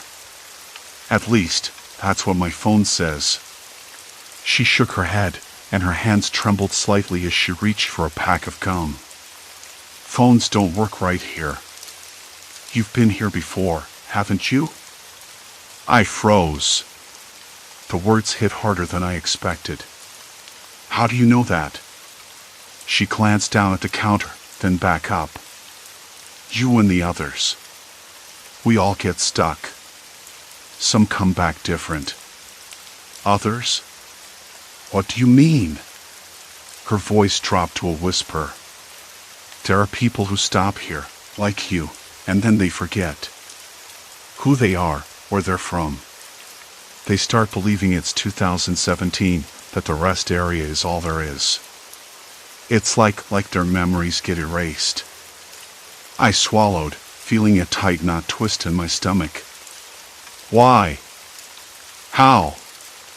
She shrugged, eyes darting toward the door nervously. I don't know. But you're not the only one trying to figure it out. There's a group of travelers, like us, who meet here sometimes. We share what we remember. We try to hold on. Can I meet them? Her gaze lingered on mine for a moment too long.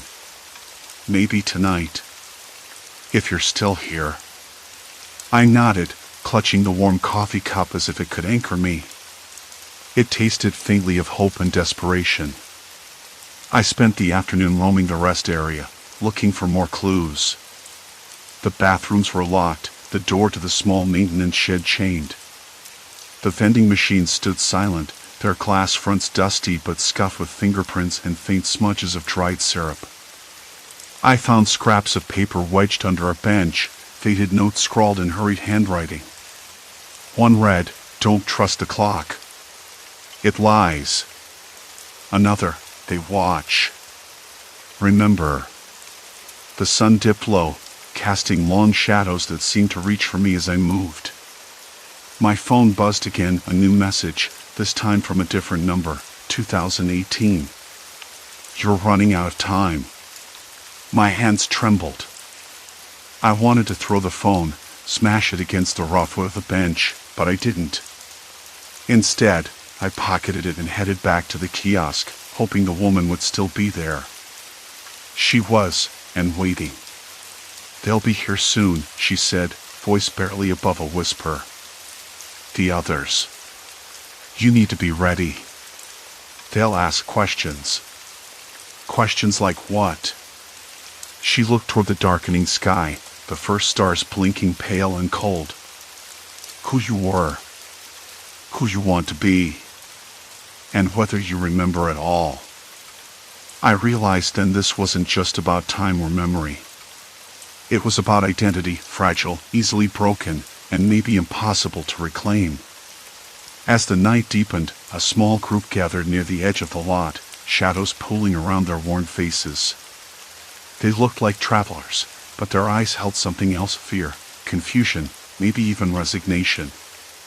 One stepped forward, a man with a lined face and tired eyes. You're new, he said.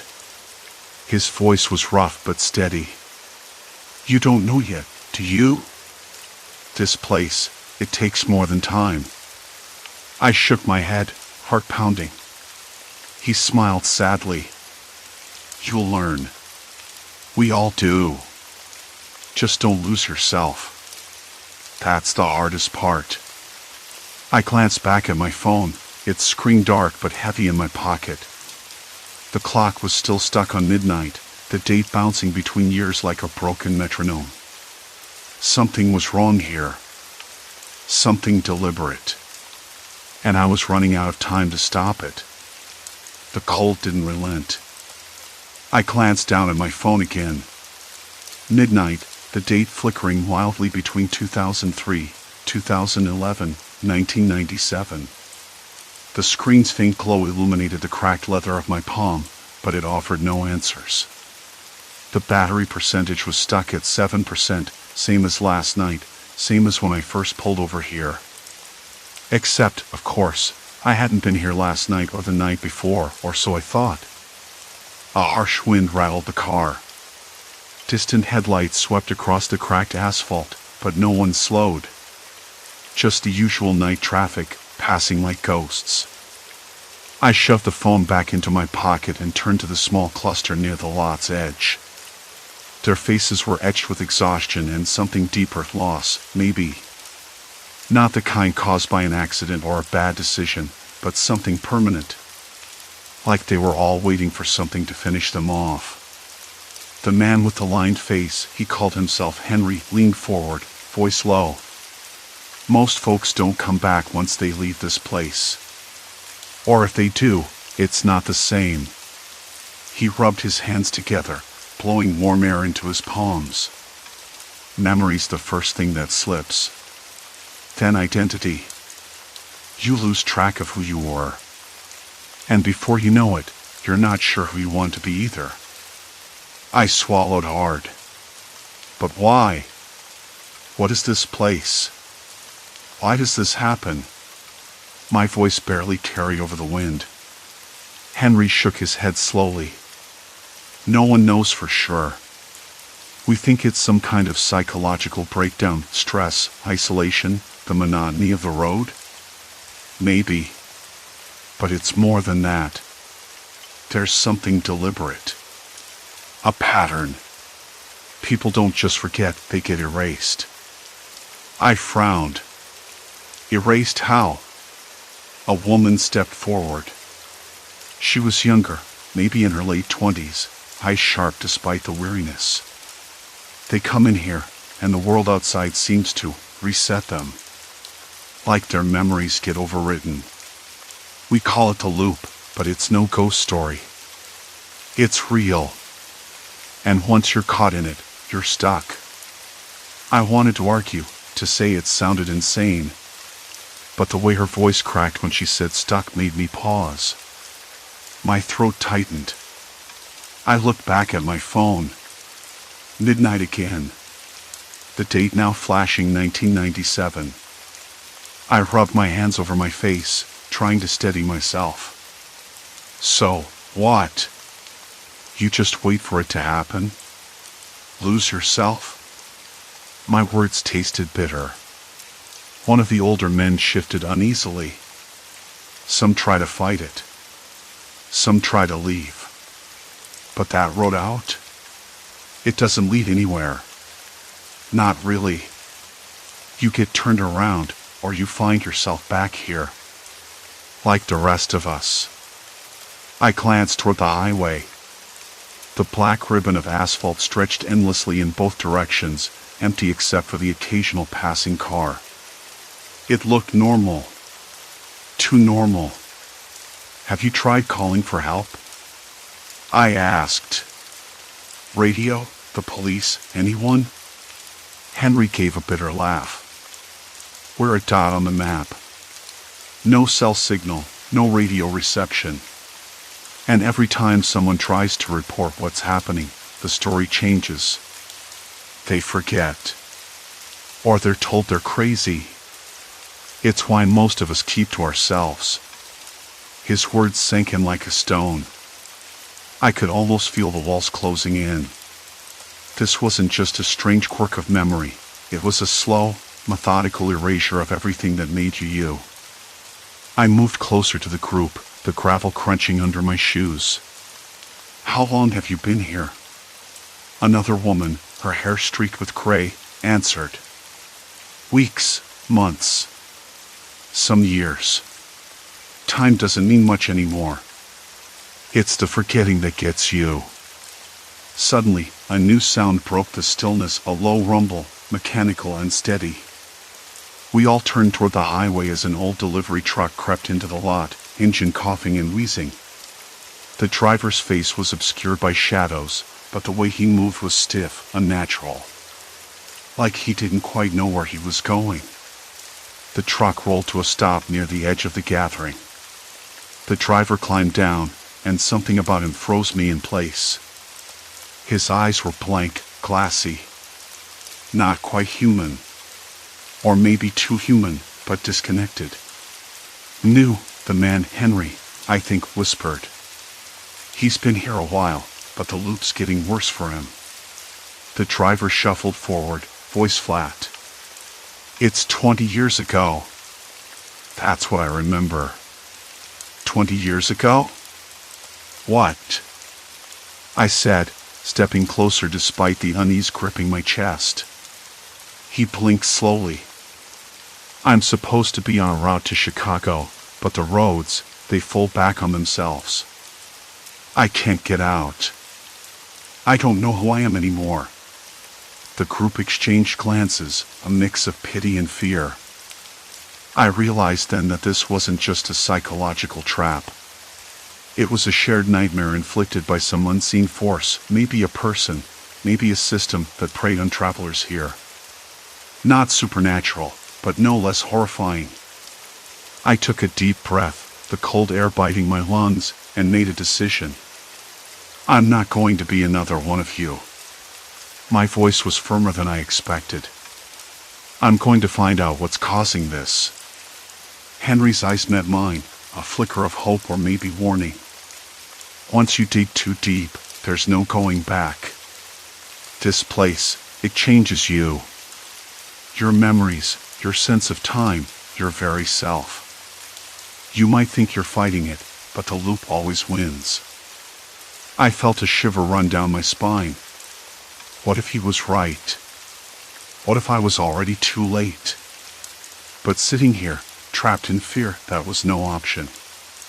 I turned toward my car, the cold metal handle biting my fingers as I opened the door.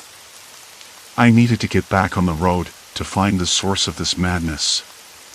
But the moment I pressed the ignition, the dashboard flickered and went dark. The radio crackled with static, then a voice came through low, distorted, but unmistakably human. Don't leave. The hairs on my neck stood straight. My hands trembled as I reached to turn off the radio, but the voice continued. You don't understand. You can't leave. Not yet. I slammed my hand down, cutting the transmission. The silence that followed was suffocating.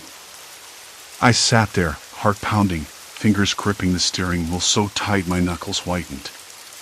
Outside, the group watched in silence, eyes reflecting the dim light of the lot. I realized then that whatever force held us here wasn't just a passive trap. It was active, watching, influencing. I was no longer just a visitor. I was part of the loop now. There was no turning back. Not anymore. The silence inside the car felt thick enough to choke on. I stared at the dashboard. Dead. The clock reset to 12 o'clock. Again. My phone screen was no better, stuck on January 1st, 2000. That date made no sense, no matter how many times I checked.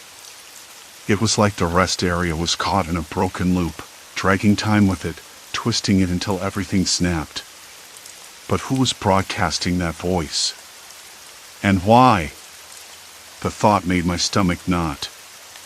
I forced myself to breathe. Slowly. In through my nose, out through my mouth. The cold night air seeped through the cracked window, carrying the scent of damp asphalt and gasoline. There was a faint rustle, a scraping sound from the trees beyond the lot. I imagined something lurking just beyond the edge of the light, waiting. I didn't want to look, but I had to.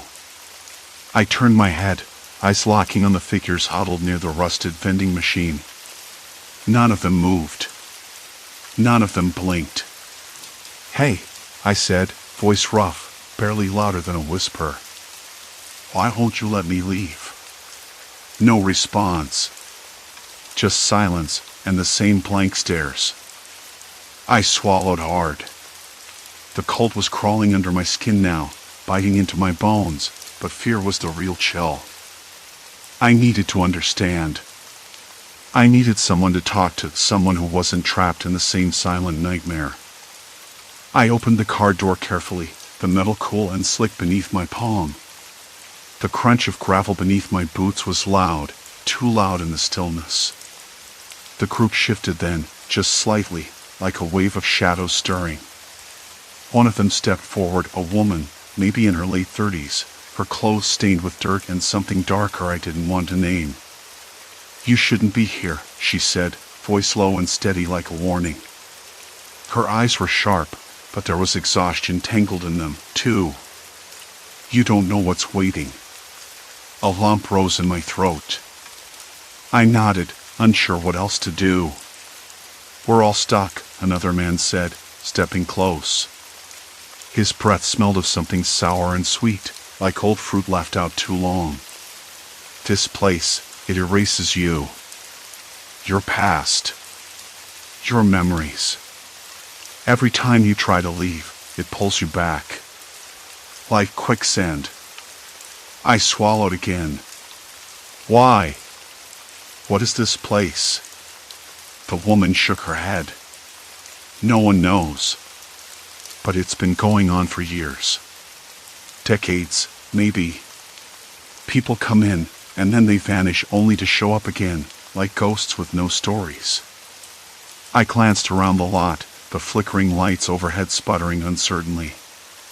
The vending machine hummed, its buttons worn and sticky beneath my fingers as I reached out.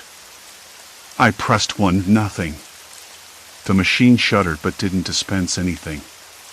The air tasted stale, like it had been trapped in a jar and left to rot. Have you tried calling for help?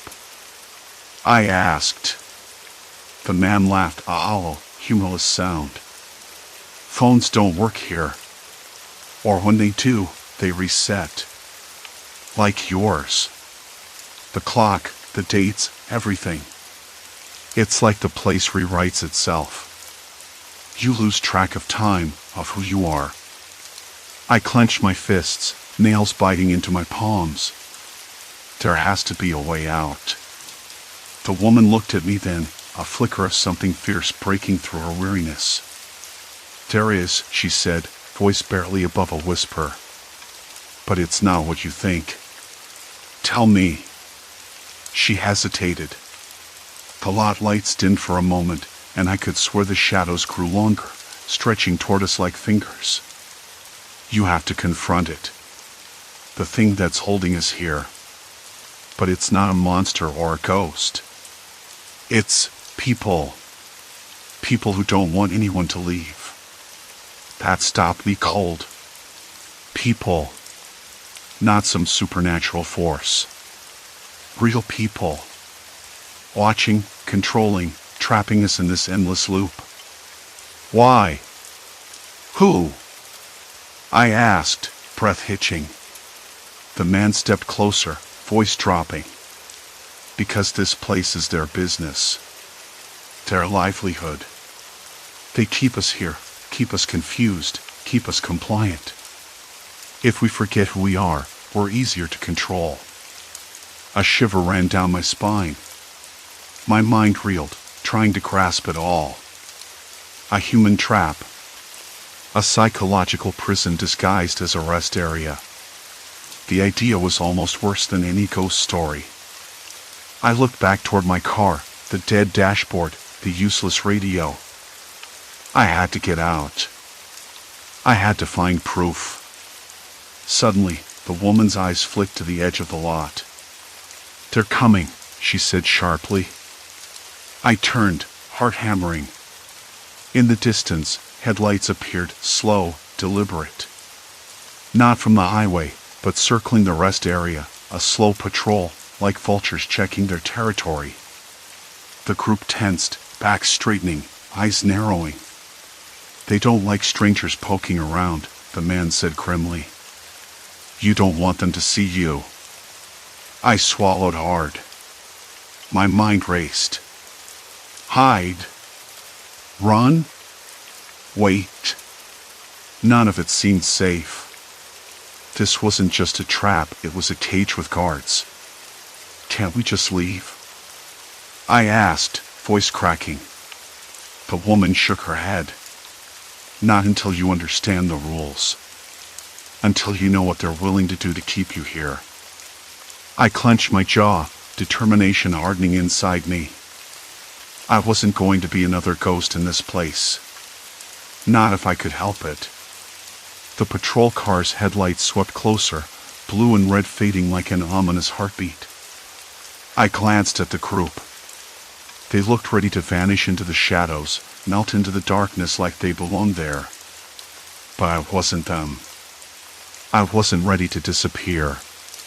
Tell me everything, I said, voice steady despite the tremble in my hands. I'm listening. The woman nodded, a faint smile touching her lips. then you're already in deeper than you think. The headlights stopped just short of the lot's edge.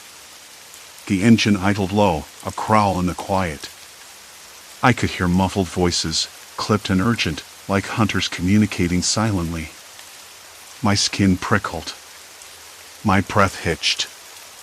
I was standing at the edge of something dangerous, something nobody wanted me to see.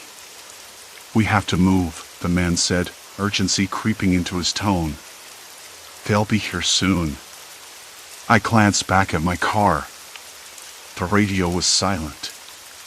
The clock still reset. My phone screen was frozen. The loop wasn't just a glitch. It was a mechanism. A trap. And I was caught in the middle. I took a step forward, heart pounding so loud I was sure the others could hear. If I was going to find answers, I had to face whatever was standing just beyond that pool of light. The night air was thick, pressing against my skin like a weight. The distant hum of the patrol car's engine blended with the rustling leaves, an eerie soundtrack for a descent into the unknown.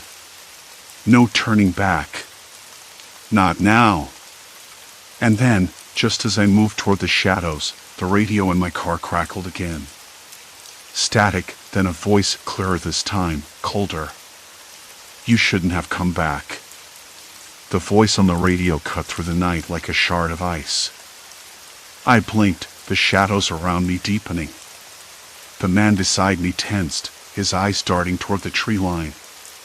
"They're close," he whispered. "We don't have much time." I nodded, swallowing hard. My throat was dry.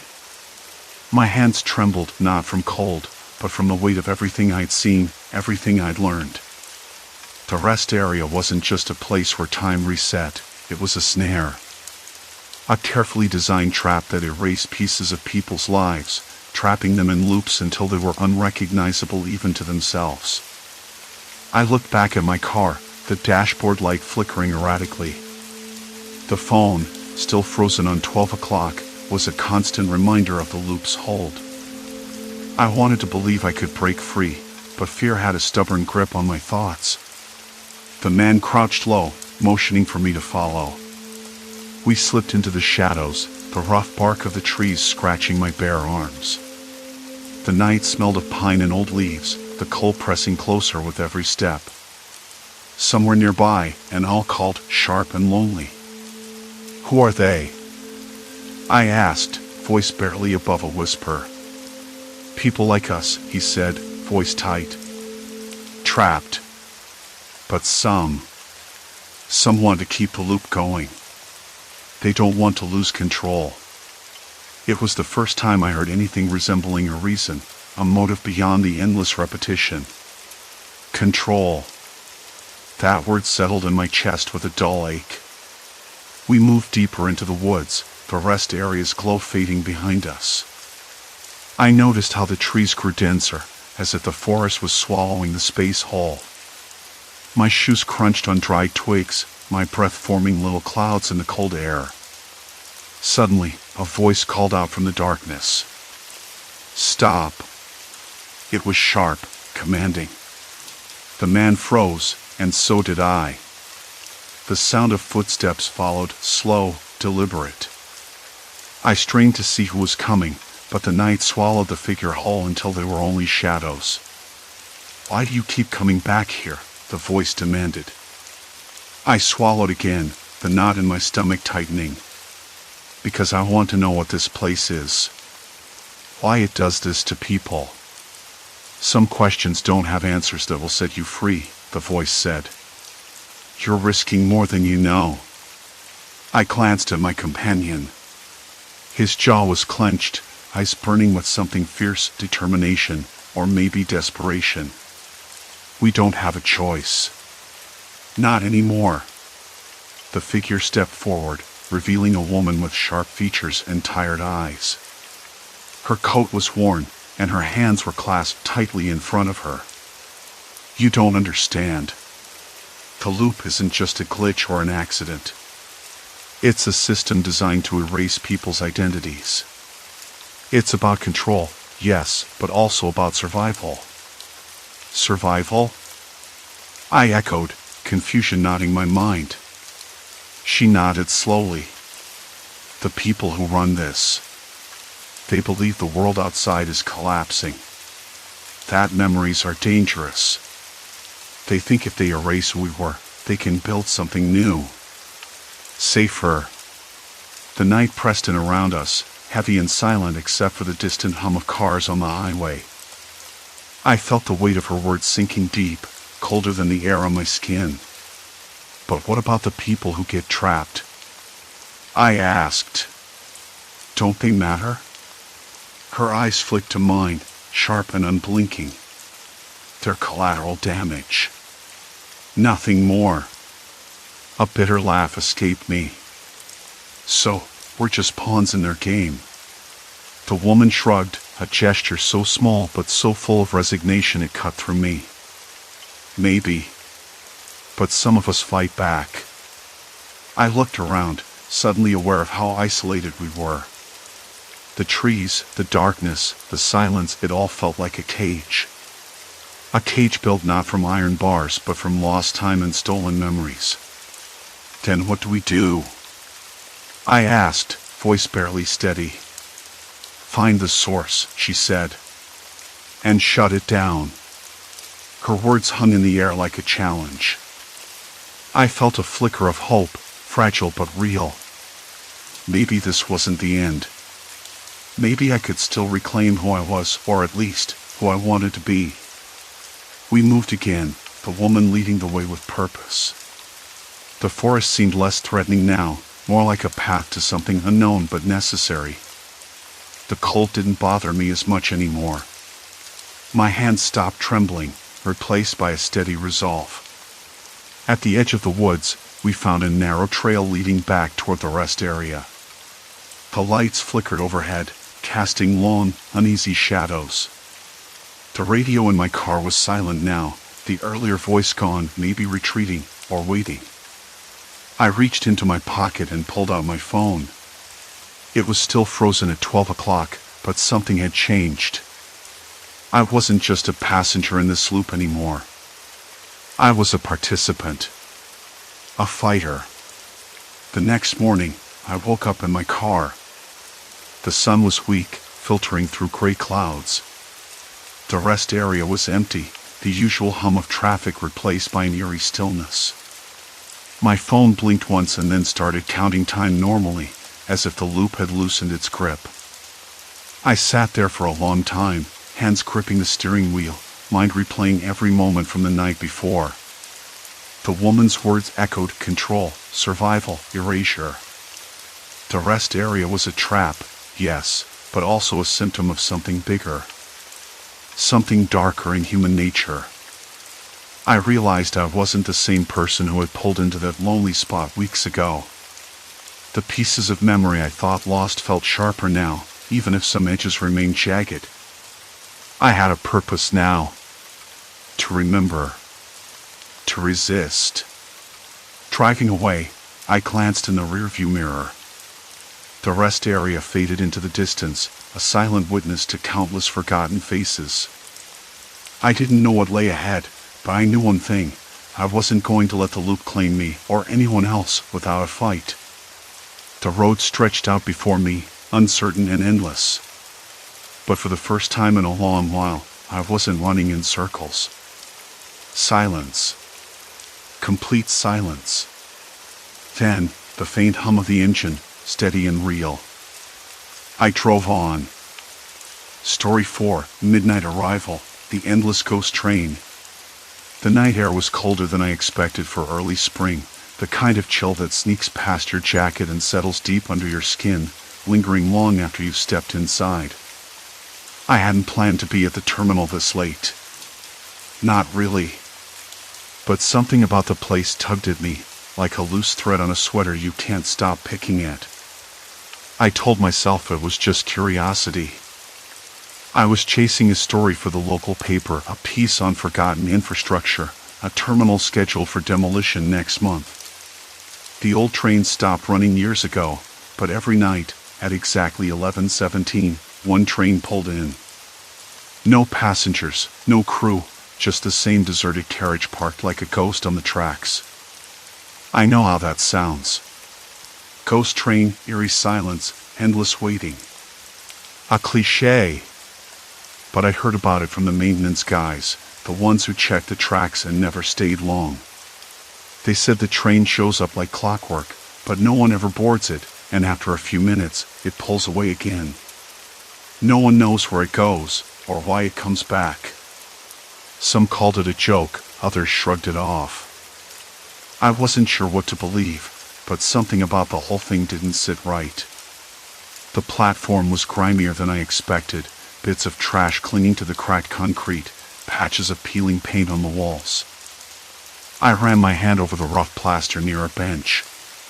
It was sticky in places, old gum, I guessed, or maybe sap from a nearby tree. A faint smell of burnt rubber hung in the air, cold and heavy with silence, sharp but faint, like a memory you can't quite place. The terminal felt suspended in time, like the rest of the city had moved on and left this little pocket behind. I checked my watch. 11:12, 5 minutes until the train. I settled onto the bench, the cold creeping through my jeans. My fingers tapped against the chipped metal armrest, a nervous rhythm I couldn't quite control. The station was deserted, and the silence seemed almost deliberate. Not the comforting kind, but the kind that presses down on your chest.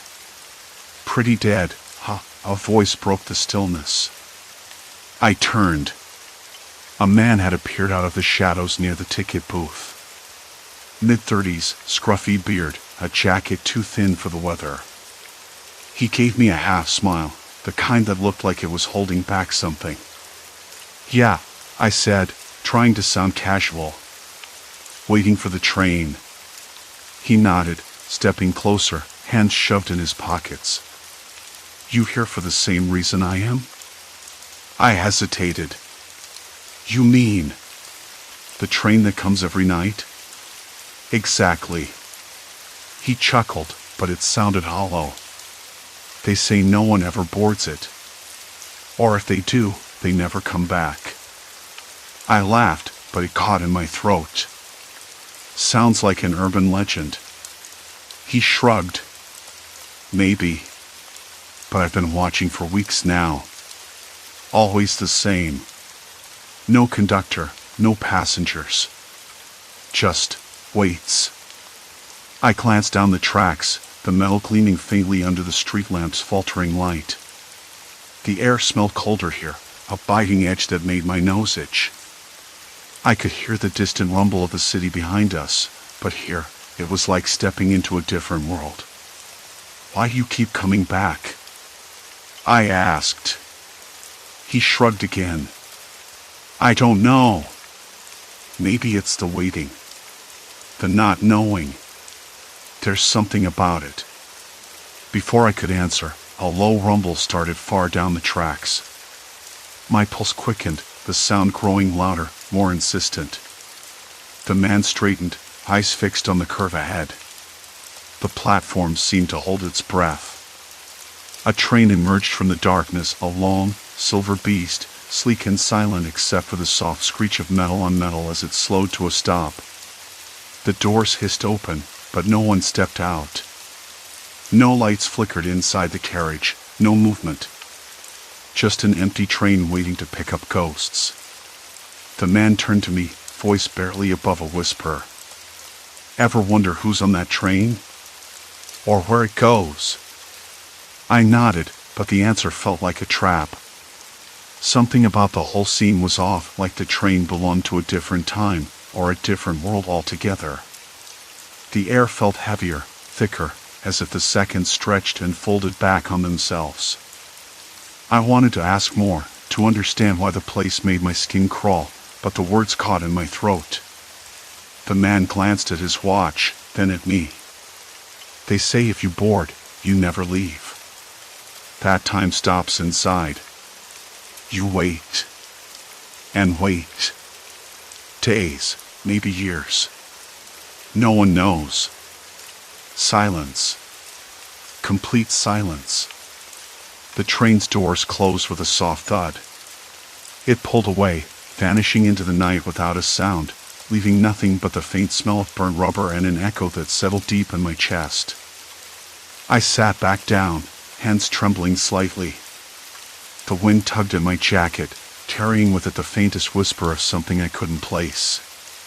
Time didn't feel right here. Not just because of the train, but because of the waiting. And I wasn't sure if I wanted to find out how long it could last. The streetlights flickered overhead, casting long shadows that danced with the restless breeze. Somewhere in the distance, a dog barked a sharp, lonely sound that broke the heavy quiet. I pulled my collar tighter, trying to anchor myself to the moment, but the weight of uncertainty pressed harder. Every second stretched thin, as if the night itself held its breath, waiting for something I couldn't name. I stayed rooted to the bench long after the train disappeared, the smell of burnt rubber lingering like a bad memory pressed against my nostrils. The streetlights flickered again, casting those long, twitching shadows that seemed to stretch and retract like breath. Somewhere far off, a dog barked twice, sharp and urgent, then silence swallowed the sound as if it never existed. I glanced around, the empty terminal stretching out in all directions, a cavernous space that swallowed everything but the faint hum of the distant city. I told myself I wasn't imagining it, the stillness, the waiting, like everything was paused, held hostage by some unseen hand. I pulled my phone from my pocket, the screen lighting up with a dull glow. No signal. Of course. Not that I expected to get one here. I checked the time. 3:15 a.m. The clock on the terminal wall flickered, its numbers wavering as if struggling to stay alive. I tapped it lightly. Nothing. The thing was broken, or maybe just lying. I sat back, fingers curling into my palms. I needed to understand what I'd seen. What was happening here? Was it real? Some trick of the mind? I'd read about these kinds of places before, the forgotten edges of the city where time tangled and logic frayed. But this was different. It felt alive, like the place was watching me, waiting for me to make the next move. I decided to walk. The benches, the platform, the cracked tiles beneath my feet, all soaked in that strange, suspended quiet. I tried to memorize the layout, every crack, every flickering bulb. If I was going to come back, I wanted to know this place like the back of my hand. The air smelled faintly of oil and dust, with a distant hint of something metallic, like rusted iron left out in rain. It clung to my throat as I breathed, making me cough softly. As I wandered along the platform, a movement caught my eye, as shadows shifting just beyond the edge of the terminal, where the dim light that cast long, dancing shadows failed to reach. I stopped. My breath hitched. A man stepped forward, his face obscured by the hood of a dark jacket. He moved slowly, deliberately, as if he knew I'd notice. "Hey," I called out, my voice rough and unsure. He didn't answer. Instead, he tilted his head slightly, like he was listening to something I couldn't hear. The wind tugged at his jacket, making the fabric snap quietly. I tried to read his expression, but the shadows swallowed it whole. There was something off about him, too still, too controlled.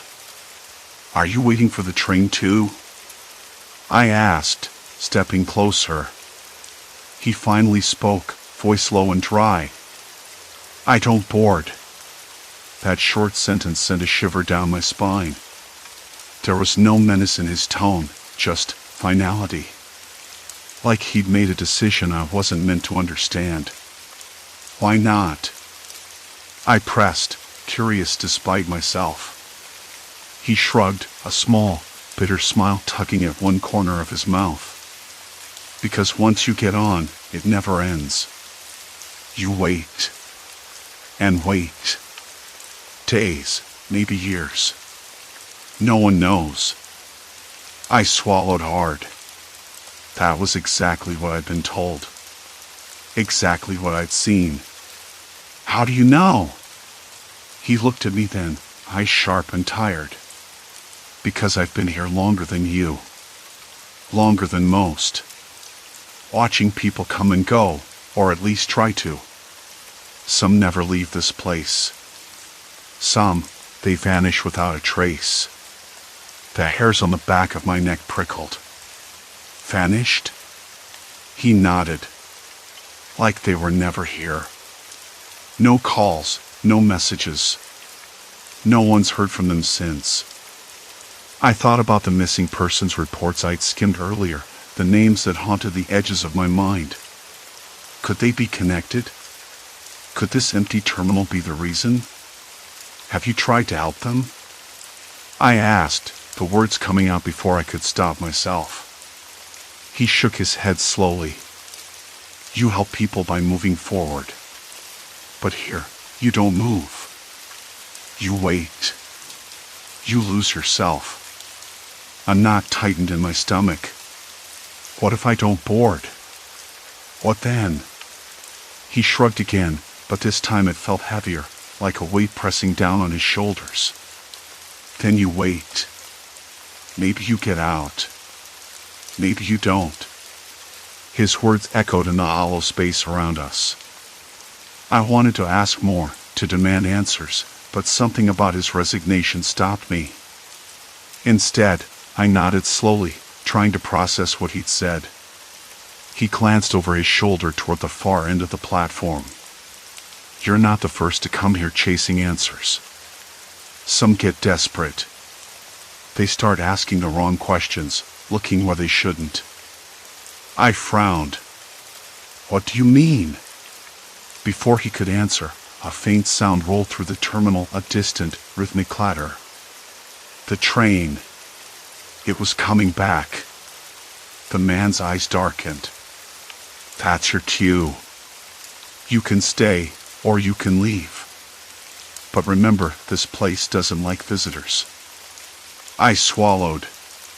The platform suddenly felt too small, the shadows too deep. The wind picked up, carrying that strange metallic scent again, sharper now, almost bitter. The lights flickered more violently, casting the terminal into brief darkness before sputtering back to life. The man stepped back into the shadows, his figure dissolving like smoke. I wanted to call after him, to ask where he came from or why he stayed. But the sound of the approaching train filled the space between us, a steady, ominous pulse that hammered in my chest. I stood frozen, heart slamming against my ribs as the train's headlights pierced the night, casting long, harsh beams across the cracked tiles. The doors hissed open, revealing that same empty interior. No passengers. No driver visible. I looked down the platform, searching for the man, but he was gone. A voice inside me whispered that I shouldn't get on. That the waiting would come for me too if I did. But the questions were growing louder. What was this place? Why did time seem to bend and break here? And who or what was making sure no one left? I took a step back as the doors began to close. A sudden gust of wind blew through the terminal, carrying a faint, almost imperceptible sound like a whisper. I turned, sure I'd imagined it, but the silence stretched out, thick and heavy. The train pulled away again, vanishing into the night without a sound. I was alone once more. But this time, I wasn't sure how long I could wait. The night air was colder now, sharper, cutting through the thin jacket I'd grabbed on a whim. The train had disappeared into the blackness, leaving behind only that stale, metallic scent, the same one that clung to the air every time it arrived. I remembered the man, the one who'd vanished moments before the doors slid open. Where had he gone? Had he run, or simply melted into the shadows? The thought didn't sit right. Something about him felt deliberate, as if he was part of the station's machinery, a cog I hadn't yet understood. I wiped my sweaty palms on my jeans and forced myself to move away from the wall. The platform stretched on endlessly in either direction, but the only sign of life was a cracked, faded timetable nailed to a rusted post. The paper was yellowed and curling at the edges, the ink smudged and nearly illegible in the dim light. I squinted at the columns, trying to make sense of it. Every train listed was marked cancelled or delayed indefinitely. No schedules, just empty promises. I crouched down and ran a finger across the rough surface of the timetable, feeling the brittle paper crumble slightly beneath my touch. A sudden noise made me jump, a soft scuffling, like footsteps approaching carefully on the gravel behind me. I spun around. Nothing. Just shadows stretching between the beams of light. My breath hitched. Heart pounding, I told myself I was imagining things. But the station had a way of twisting reality, turning the ordinary into something sinister. A voice broke the silence, low and rough. "You shouldn't be here." I froze. The voice was close, but I couldn't see anyone. No figure stepped out of the darkness. My eyes darted from shadow to shadow, searching for the source. "Who's there?" I managed, voice cracking. Not a good place for questions. The voice was closer now, just beyond the edge of the light. "You don't know what you're up against." I swallowed hard, the words sinking in. Up against what? The train? The waiting? The man who'd slipped away? Everything was a tangle I couldn't unravel. "Look," I said, trying to keep my voice steady despite the tremor in my hands. "I just want to understand. Why does the train come every night? Why does no one ever leave?" There was a pause, long enough for the silence to press in. Then, a figure emerged, a man, mid-30s, unshaven, wearing a heavy coat that looked like it hadn't been cleaned in weeks. His eyes were sharp, tired, but not unkind. "You're already past the point of no return," he said quietly, stepping closer. "You think this is about a train or an empty terminal? It isn't. It's about waiting, endless, unyielding waiting. Once you step onto that platform, you're part of the cycle." I shook my head, disbelief rising. But I could leave. I walked here. I can walk out. He laughed, a sound that scraped against the air, harsh and bitter. "You think it's that simple? This place, it traps you. Not with chains or bars. With something worse. Time doesn't move like it should. Days blend into years. People lose themselves waiting, forgetting what they came for." I swallowed again, the dry air catching in my throat. "Then what happens to the people who board the train?" His eyes darkened. "They're stuck. Not dead, not alive really. Just waiting. Waiting for a chance that never comes. The train brings them to the station, but the station never lets them leave. They circle back, over and over, lost in the same moment." I felt nausea rise. The weight of his words settled over me like a thick fog. "Why? Why would anyone?" "Control," he interrupted sharply. "There's someone who runs this. Someone who benefits from the endless waiting. You think it's a coincidence the train pulls in every night, always empty? It's a system. A trap. And it's been working for years." I stared at him, disbelief warring with a creeping sense of dread. "How do you know all this?" He looked away, jaw tight. "I was one of them. I boarded that train once. Thought I could beat it, escape. But the station got under my skin. I waited, just like the others. Days turned into months. I lost track. Lost myself." I swallowed hard, the cold now seeping into my bones. "Then how are you here now?" He hesitated, then said, "I found a way off the platform. Barely. But the price was losing everything. My mind, my memories. I'm not the same person anymore. I wanted to ask what that meant, but before I could, the distant rumble of the train echoed through the tunnel again. The same steady, ominous pulse that had haunted me since I arrived. He glanced toward the sound, eyes sharp with warning. That's your choice now. Get on and join the waiting, or walk away and try to forget. I looked down the track. The train's headlights pierced the darkness once more, the doors sliding open with that same hiss. Empty inside. Silent. Waiting. I thought about the man who had disappeared earlier, the whispered warnings, the smell of metal and decay, the endless stretch of forgotten time. My hands trembled. I wanted answers, but I wasn't sure I wanted to pay the cost. Not really. I can leave, I said, voice barely above a whisper. He shook his head. No. You can't, not anymore. The moment you stayed to ask, to listen, that was the point of no return. Cold dread settled deep in my chest.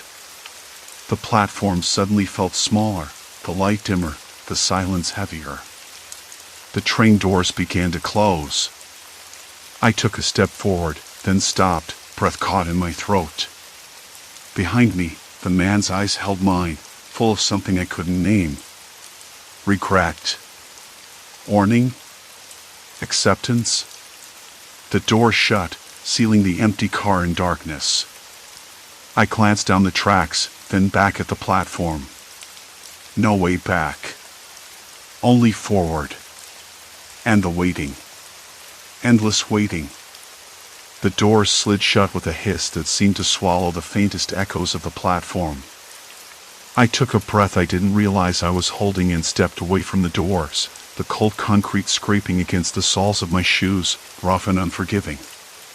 The platform stretched ahead, an endless corridor of shadows and silence that felt less like a place and more like a trap. The air smelled stale, like something old decaying just beneath the surface, but I couldn't pinpoint what. I didn't want to move, but I couldn't stay. Something about that train, the way it came every night, empty, waiting, felt less like a machine and more like a living thing, patient and hungry. I could almost hear it breathing, slow and steady, waiting for the next passenger to step inside. The man's words echoed again. No. You can't, not anymore. I swallowed hard, the dry air catching in my throat.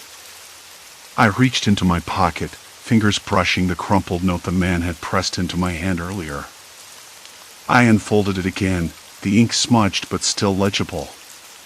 It was a warning, a plea, a confession. Don't board. Don't wait. Don't disappear. But here I was, feet planted on the platform, heart hammering like a trapped animal. The faint hum of the station lights flickered overhead, buzzing with an uneasy rhythm. I looked up at them, at the peeling paint and rusted beams that framed this forgotten place. It wasn't just decay, it was neglect, abandonment by time itself. I needed to understand what was happening, even if it meant facing whatever darkness lurked here. I couldn't let the man's disappearance be the end of the story. I needed to know what had trapped him, and everyone else, in this endless loop. I started walking toward the far end of the platform, where the tracks disappeared into a thick blanket of fog. The night pressed in around me, heavy and cold. My breath came out in sharp puffs, misting in the air. It smelled like wet concrete and rusted iron, with a faint hint of something metallic underneath. Blood? I didn't want to think about it too hard. A noise cracked the silence, soft, almost hesitant. Footsteps. Not mine. I froze. My skin prickled with awareness, every nerve on edge. The platform was supposed to be empty, but something or someone was moving in the dark. Hello? My voice sounded small, unsure. No answer. Only the soft scrape of shoes against the concrete, drawing closer. I took a step back, heart speeding up so fast I thought it might burst. The faint glow of the station lights barely penetrated the fog, casting long, distorted shadows that danced just beyond my vision. I tried to make out a figure, but all I saw was blackness shifting. "Who's there?" I tried again, voice steadier this time. A shape emerged, limping slightly, hands shoved deep into the pockets of a worn coat. His face was pale, eyes sunken and darting like a cornered animal. He looked as lost as I felt. "You shouldn't be here," he said, voice low and rough, like gravel in his throat. "No one leaves once they're caught." "Caught?" I whispered, the word hanging in the air like a warning. He didn't answer, just looked away, toward the tracks where the train had vanished. "It's not the train. Not really. It's this place." I took a cautious step forward. "What do you mean? What is this place?" He hesitated, then shook his head. "It's a kind of trap. People come here, wait for the train, and then get pulled into something that doesn't let go." His eyes flicked back to me, wild and desperate. "You've already stepped inside. There's no one doing it." I swallowed hard, the cold settling deeper in my chest. "But why? Why the waiting? Why the train?" He shrugged, a bitter, humorless twist of his lips. "No one knows. Some think it's a scam, some think it's madness. Me? I think it's just people. People who got stuck. People who don't want to leave but can't stay. Endless waiting. Endless searching for a way out." He shifted on his feet, glancing nervously down the tracks. "I've seen them people who come back from the train, but they're not the same. Hollowed out. Lost in their own minds, trapped in memories that aren't theirs anymore. Have you tried to leave?" I asked, my voice barely above a whisper. He gave a bitter laugh. "Every day. Every single day. But this place, it doesn't let you go. The longer you stay, the harder it gets. You start to forget who you were before. You start to believe the waiting is all there is." The weight of his words pressed down on me like a lead blanket. I thought of the man from earlier, vanished without a trace, swallowed by this place. I thought of the note, the warnings, the endless nights I'd spent pacing this empty platform. "I don't want to end up like that," I said, voice cracking slightly. "Too late." He looked at me with something close to pity. "You're already part of it." Suddenly, the platform lights flickered violently, plunging us into near darkness. A low, mechanical rumble filled the air, growing louder, more insistent. The train was coming back. I stepped back, heart pounding, hands shaking. The man turned and limped away, disappearing into the fog as the train's headlights cut through the darkness. The doors slid open with that same eerie hiss, revealing the empty car, waiting. I looked down the platform. No escape. No turning back. The train wasn't just a train. It was a promise. A prison. And I was inside. The doors beckoned. I stared at them, torn between the pull of curiosity and the crushing weight of dread. What waited inside? What had the man seen? What had I already lost? I took a breath, then another, and stepped forward. The night was colder than I remembered, or maybe I was just colder inside. The terminal waited, empty and hollow, like a breath caught and never released. I stood on the platform, the thin breeze stirring the loose papers littered by the wind, frayed edges whispering against the cracked concrete. The silence was almost a presence itself, thick and waiting, pressing against my skin and filling my ears with nothing but the distant hum of a city that seemed impossibly far away. I had thought I understood the train, the endless cycle, the trap that held so many before me. But understanding didn't mean freedom. It never had.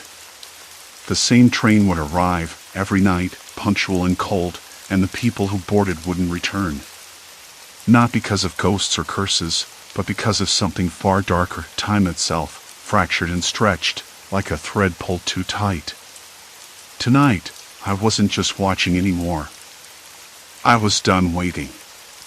My hands trembled, not from the cold but from the weight of what I was about to do.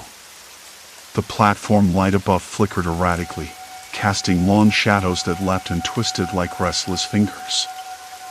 I could hear the faint rumble of the train's approach, a slow, grinding sound that grew louder with each heartbeat. The smell of metal and oil crept into my nostrils, sharp and real. This was no dream. No illusion. This was the moment I had to face. I stepped back from the edge, breathing deeply. The air tasted stale, like a basement sealed shut for years. I tried to steady myself. The stories I heard, the faces I'd seen, none of it prepared me for how utterly empty the place felt. For how time seemed to refuse to move. I glanced at the station clock. The hands were frozen at 11:47, as they always were. But I could feel, somehow, that time was moving. Maybe not forward, but moving. The train rolled in, its wheels screeching against the rails in a way that was almost painful to hear. The windows were dark, reflective, like black mirrors. No passengers visible. The doors hissed open, inviting and cruel. I didn't hesitate. I stepped inside. The carriage was colder than the platform, and the air smelled like damp fabric and old sweat. The seats were torn and faded, the overhead lights flickering weakly. I was alone. Or so I thought. A voice broke the silence, a low murmur, almost beneath the noise of the train. "You don't belong here." I spun around. No one was there. Just the empty seats and the dim corridor stretching ahead. My breath caught, quick and shallow. It was a voice I knew. My own. Or something like it. I pressed my palm against the cold window, watching the station slip away. The landscape outside shimmered, but it wasn't moving. Trees, buildings, sky, they all held still, like a photograph left out in the rain. The train was moving, but the world beyond remained locked in place. I sank into a seat, my fingers digging into the cracked vinyl. What was this place? This endless loop? The people who boarded never returned because they never left. Time didn't pass here. Or maybe it passed too much. Days, years, decades, none of it mattered. You waited. You waited, and the waiting consumed you. I closed my eyes, trying to remember who I was before this nightmare began. A man who laughed, who hoped, who dreamed. But the man on this train was fading, dissolving into the endless wait. I wasn't sure if I was still myself or just another shadow trapped in the cycle. Then, a sudden jolt. The train shuddered as if hitting something, or maybe a sudden realization. The lights flickered brighter for a moment, revealing a figure seated a few rows ahead. A woman. Her eyes were wide and empty, staring at some distant point beyond the window. "Why don't you leave?" I asked, my voice barely more than a whisper.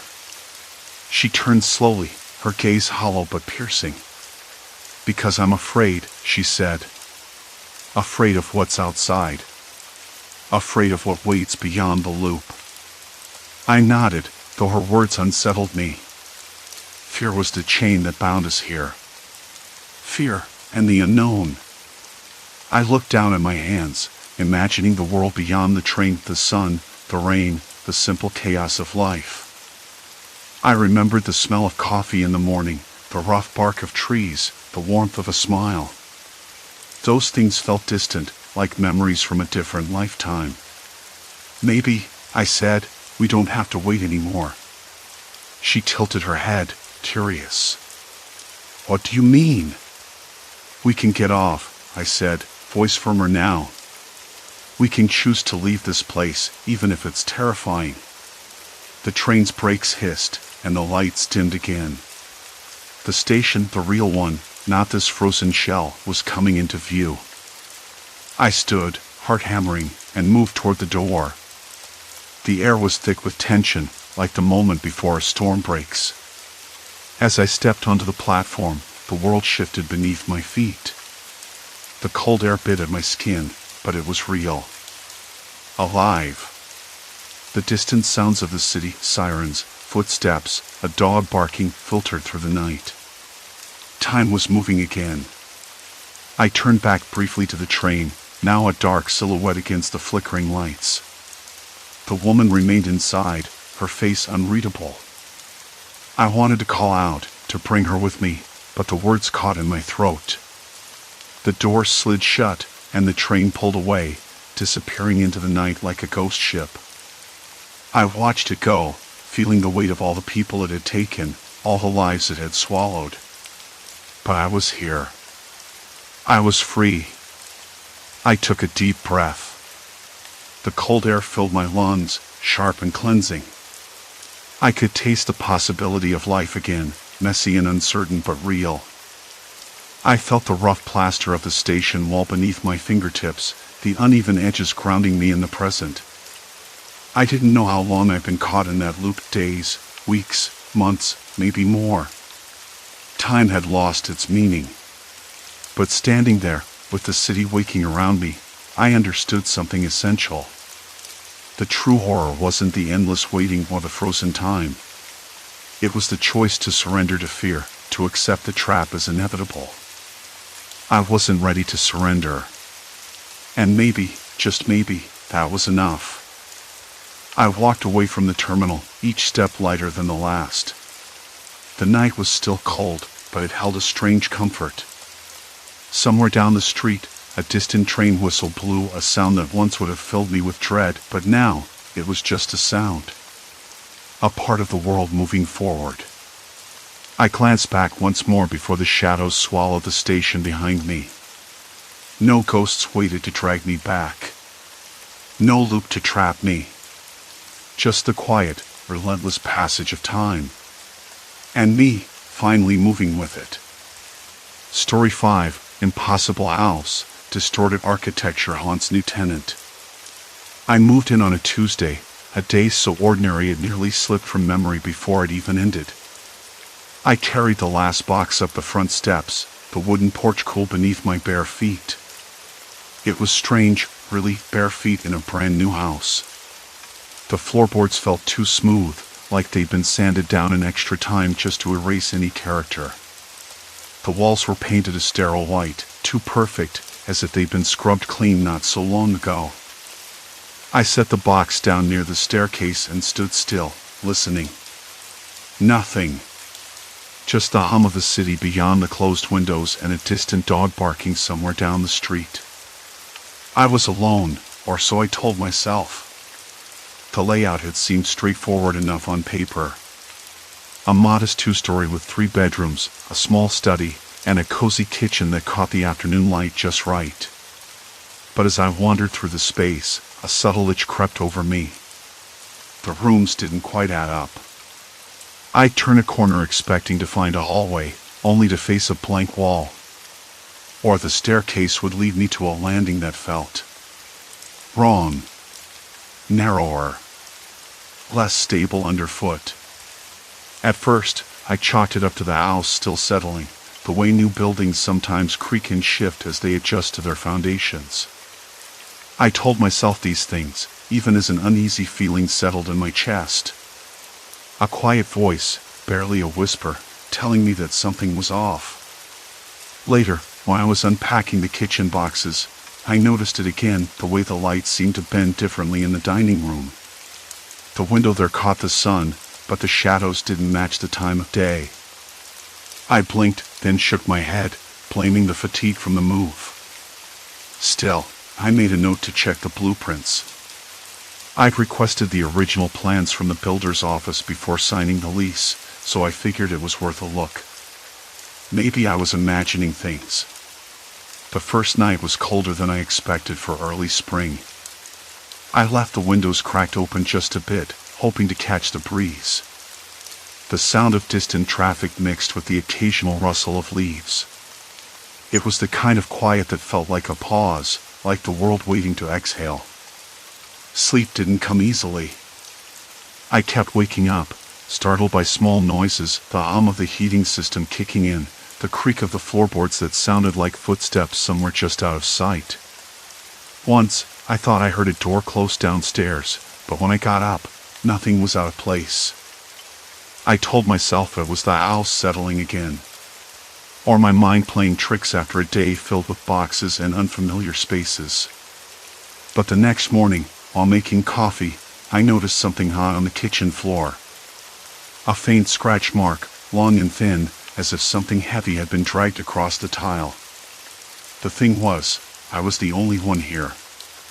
No movers, no friends. The scratch wasn't there when I left the house in the morning. I knelt, running my fingers over it. The tile was cool and smooth, but the scratch had a roughness, a slight catch beneath my nails. How had it gotten there? I looked around, half expecting to see some explanation, an open window, a pet, anything. But the room, with its faint smell of dust and decay, was silent. I slipped on my shoes and stepped outside, letting the cool morning air wash over me. There was a faint smell of wet concrete and mulch from the newly laid gardens around the neighborhood. The street was quiet, the neighbors still tucked away behind their curtains. I pulled out the blueprints from my bag. The pages were crisp, the ink sharp and precise. At least they looked that way. I spread them on the kitchen table, tracing the lines with my finger. That's when I first noticed the discrepancies. The walls on the plans didn't match the ones in the house. The staircases seemed to be in different places, and some rooms that appeared on the blueprints simply didn't exist in reality. I frowned. Surely, this was a mistake, or maybe I had the wrong version. I called the builder's office, but the receptionist told me they only kept digital copies now, and those were under review. No one was available to clarify. They promised to get back to me the next day. The house seemed suddenly less welcoming. The perfect stillness felt more like a trap. I kept thinking about the scratch on the floor, about the shifted walls, the misplaced stairs. Were these signs of carelessness? Or something worse? That afternoon, I tried to focus on unpacking, but the feeling wouldn't leave me. The shadows in the corners seemed deeper, the silence heavier. I wandered through the rooms again, trying to map the space in my head, but the more I walked, the less sense it made. In the hallway, I caught a glimpse of something out of the corner of my eye, a door ajar where none should be. I stopped, heart skipping. I approached slowly, expecting to find a closet or a small storage room. Instead, the door led to a dead end, a narrow space with peeling plaster and exposed wiring, the smell of stale dust thick in the air. I stepped back, the hairs on my arms prickling. How had I missed this before? I closed the door gently, but the uneasy feeling lingered. Later, as twilight fell, I sat by the window with a mug of lukewarm tea. The neighborhood was settling into the quiet of evening. Streetlights flickered on, casting long shadows across the pavement. Somewhere nearby, a child laughed, a sound that felt both normal and strange in the heavy stillness of the house. I tried to shake off the unease. Maybe I was just tired. Maybe the house was just new and imperfect. But as I looked at the blueprints once more, I couldn't stop the thought from creeping in. What if the flaws were more than just architectural? What if the house, the entire neighborhood, was built on a foundation that wasn't as solid as it seemed? I didn't know it yet, but that question would change everything. The next morning crept in with a dull gray light, pressing through the thin curtains like a hesitant visitor. I tossed the blueprints onto the kitchen table, where they unfurled like a map to some unwelcome secret. The lines and measurements blurred together, but the irregularities I'd noticed the night before still nagged at me. Staircases leading nowhere. Walls that shouldn't exist. The house felt like a puzzle missing half its pieces, and I was the only one desperate enough or foolish enough to try and solve it. I brewed coffee, the bitter scent filling the small kitchen, grounding me somewhat. The hum of the refrigerator, the distant creak of settling wood, it was all too quiet here, like the house was holding its breath. I poured the coffee into a chipped mug, the heat seeping through my fingers, and sat down to review the plans again. Maybe I'd missed something before. Then my phone buzzed on the counter, breaking the silence. It was a text from Sarah, my neighbor, someone I'd met briefly when I moved in. "Morning. Just wanted to check in. How's the new place treating you?" I hesitated before typing back. Sarah had seemed friendly enough, but there was something about the neighborhood, something I couldn't place, that kept me from reaching out. Maybe it was the way the houses sat too close, like they were watching each other, or how the streets twisted oddly, making it easy to get turned around. Or maybe it was just me, and the paranoia the house bred. "It's different. Needs some work. Thanks for checking in." Her reply was almost immediate. "If you ever want to grab a coffee or talk, I'm around. Some of us have been here a while. Could be useful, with all the construction stuff going on." I stared at the message longer than I should have. Was she offering friendship? Or a warning? I typed back a simple, "Thanks, I'll keep that in mind." After that, I felt a little less isolated. Even if it was just a text, some connection felt necessary, a tether to normalcy. I decided to investigate further. The dead-end room wasn't just a fluke. If there were parts of the house that didn't appear on the blueprints, maybe the whole neighborhood had been built on shaky ground. Maybe the shifting rooms and disappearing stairs weren't just bad design, they were symptoms of something worse. I grabbed my jacket and headed out, the chill morning air biting at my cheeks. The neighborhood looked different in daylight, less eerie, but oddly sterile. Every house was nearly identical, each one a mirror of the next. The sidewalks were clean, the lawns freshly planted but struggling to root. It was too perfect, too planned. Like a stage set. I walked toward the community center, a small brick building where the developers' offices were supposed to be. It was locked tight, the windows reflecting the dull sky. No sign of life inside. I circled the block, noting the construction trailers and equipment parked haphazardly near the edge of the development. The smell of wet concrete and sawdust hung heavy in the air. I spotted a man in a hard hat near one of the trailers, fiddling with a clipboard. He looked up as I approached, his eyes narrowing for a moment before relaxing. "Hi," I said, trying to keep my voice steady. "I'm new here. I was wondering if you could help me understand some of the plans for the neighborhood. I've found a few things in my house that don't quite add up." He glanced around, then nodded. "Sure. I'm Mark. I handle site inspections." "What kind of things?" I hesitated. Was it wise to share everything? But I needed answers. The layout doesn't match the blueprints I was given. Some rooms lead nowhere, and there are walls in places that aren't on any plan. It's like the house is shifting. Mark frowned. "Shifting the house? That's not supposed to happen.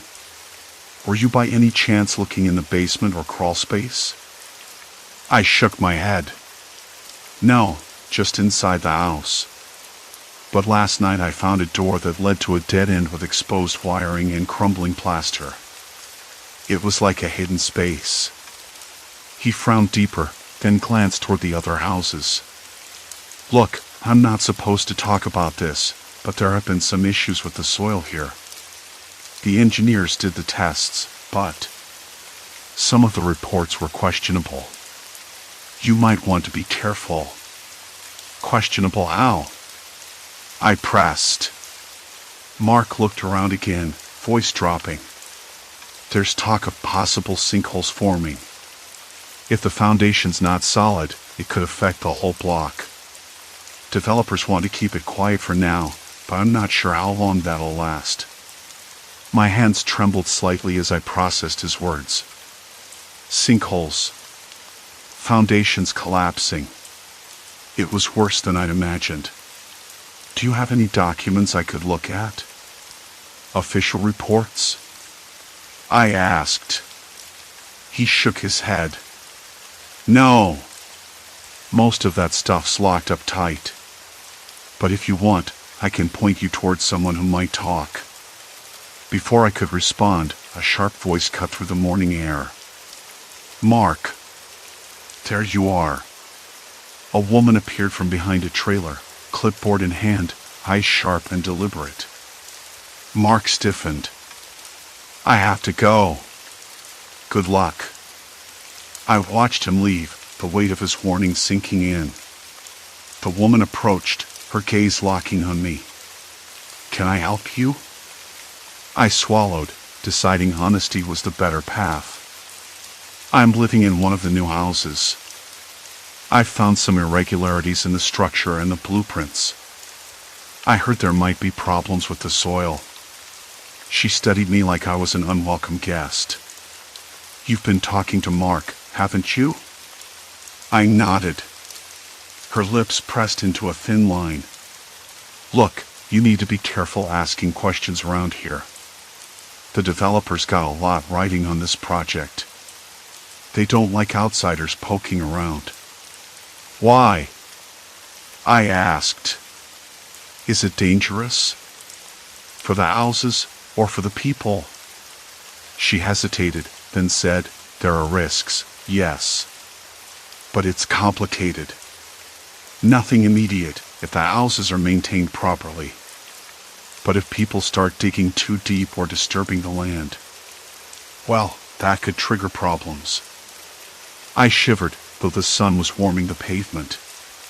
So, what am I supposed to do? Just ignore it.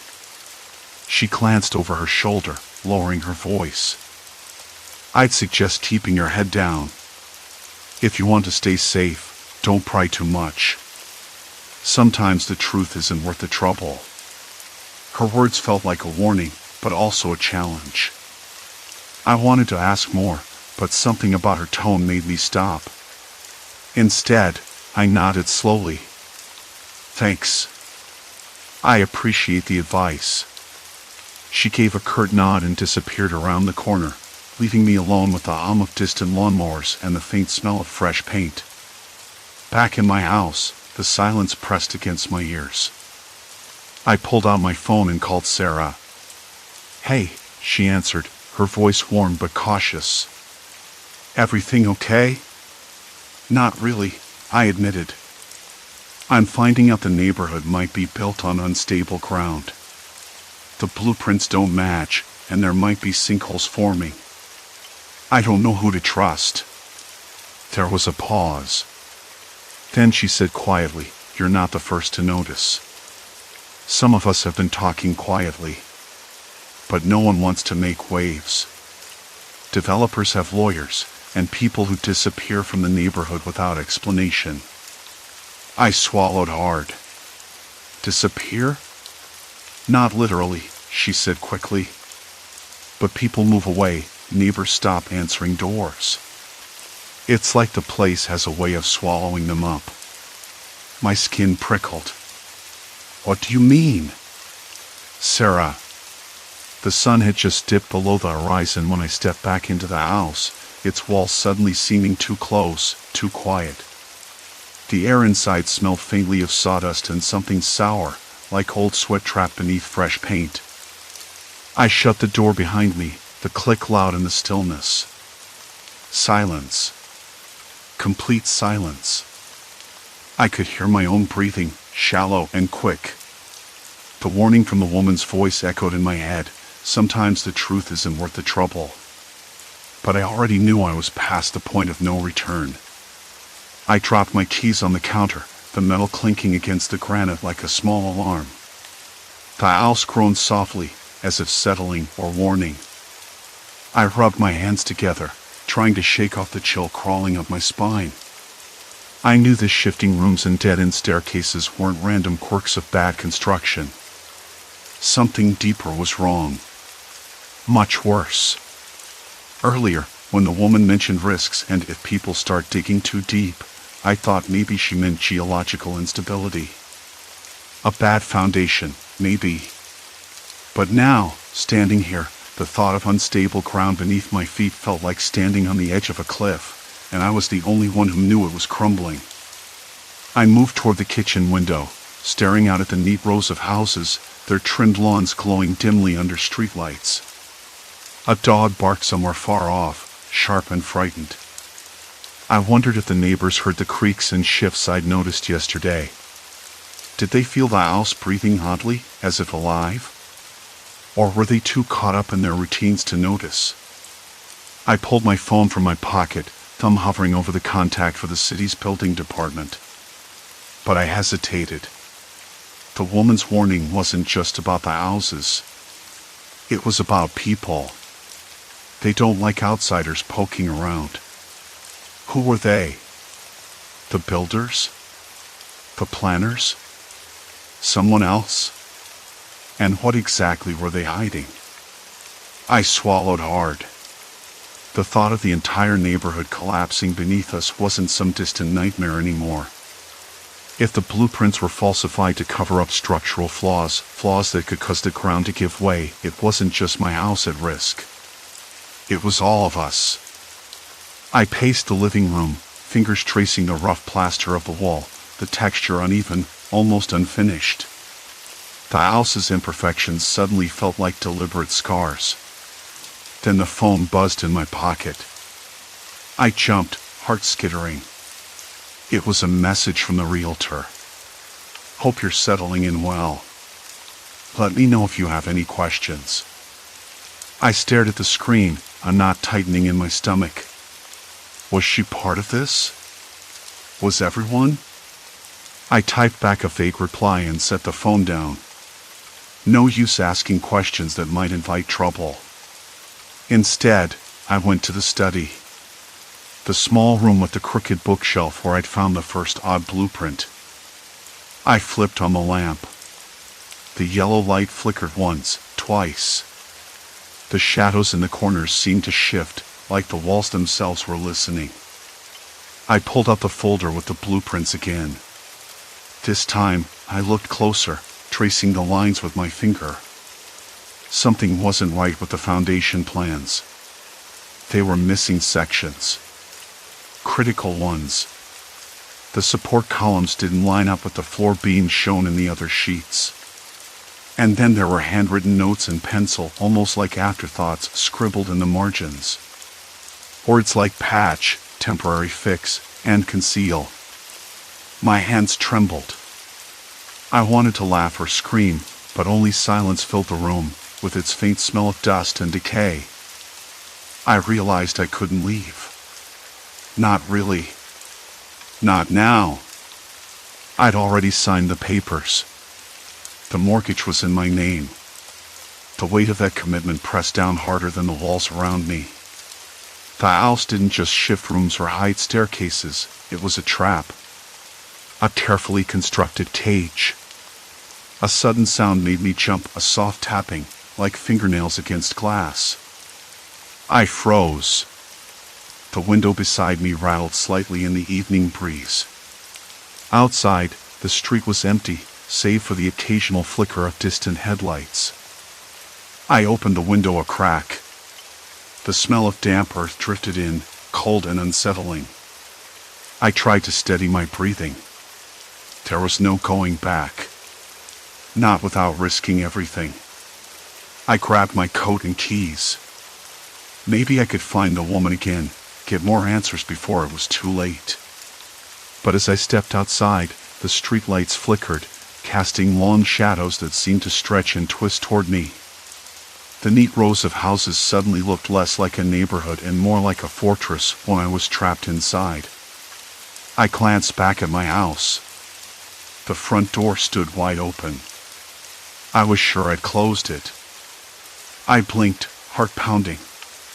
Maybe I was losing it. Or maybe, just maybe, the real danger was only beginning. The front door stood wide open. I hesitated a moment, the damp earth scent still clinging to my coat. The tapping sound had stopped, but the silence that replaced it felt worse, thick and expectant. I swallowed hard, fingers tightening around my keys. The streetlights flickered again, their yellow glow sputtering like a failing heartbeat, and the shadows cast by the houses shifted in a way that made my skin crawl. I stepped inside. The hallway smelled of dust and fresh paint, but beneath it, something else lingered. A faint sourness, like old sweat trapped under the floorboards. The floor felt colder beneath my feet, the polish wood creaking softly. My eyes darted to the staircase, the same staircase that had led nowhere before. Tonight, it looked different, less like a dead end and more like a warning. I didn't want to go up there. Not yet. Instead, I moved toward the living room, where I'd last seen the woman, the one who might hold the answers I needed. The house was quiet except for the soft hum of the refrigerator, which seemed impossibly loud in the stillness. On the windowsill, a small glass vase caught the flickering streetlight, casting fractured patterns across the wall. The tapping returned. 3 sharp, deliberate knocks. This time, coming from the basement door. I froze. My hands trembled and I felt a sudden tightness in my chest. The basement door was old, wooden, and painted the same off-white as the walls. It was usually locked. Tonight, it was slightly ajar. I glanced back toward the hallway. The front door was still open wide, but I had no intention of retreating. I moved slowly, every step deliberate. The air grew cooler as I approached the basement. The scent of damp earth was stronger here, mingled with something metallic, rust, or perhaps dried blood. My fingers brushed the rough plaster wall, and I noticed the texture was uneven, cracked in places. The door creaked as I pushed it open wider. Darkness spilled out, swallowing the dim light from the hallway. I flicked on my phone's flashlight, the beam cutting through the blackness in a narrow column. The basement stairs descended steeply, the wooden steps groaning under my weight. I caught a faint scent of mildew and something else, something chemical, sharp and acrid. It reminded me of the smell I'd noticed earlier in the blueprint's margins, those strange notes in the engineer's handwriting. Halfway down, I stopped. There, scrawled on the bare concrete wall in what looked like charcoal or soot, was a message. Not safe. Leave now. My breath caught. The letters were jagged, hurried, desperate. I didn't know who had left that warning, but I wasn't about to ignore it. Still, I pressed on. The basement opened into a cavernous room, walls lined with pipes and electrical wiring. The flashlight's beam bounced off metal conduits and exposed beams, but something was off. The walls didn't feel solid. Up close, the concrete was cracked, thin in places, almost crumbly. I crouched, running my hand over a particularly fragile patch. Dust flaked off, and beneath, I could see the faint outline of a cavity and empty space where there shouldn't be one. The house was built on a foundation that was rotting from within. My mind raced. The falsified blueprints, the shifting rooms, the dead-end staircases, it all made sense now. The neighborhood wasn't just a maze, it was a ticking time device. If those walls gave way. A sudden noise made me jump, something heavy, scraping against the far wall. I swung the flashlight around, heart thudding. No one was there. I forced my breathing to slow, willing myself not to look foolish. Maybe a rat, or debris settling. The house was old in ways no one wanted to admit. Then I heard it again. Closer this time. Soft, deliberate footsteps on concrete. I wasn't alone. I reached for my phone to call someone, anyone, but the screen flickered and died. Dead battery. Of course. Panic wasn't an option, but adrenaline surged high enough to make my hands shake. I moved toward the stairs, ready to retreat, but a voice stopped me.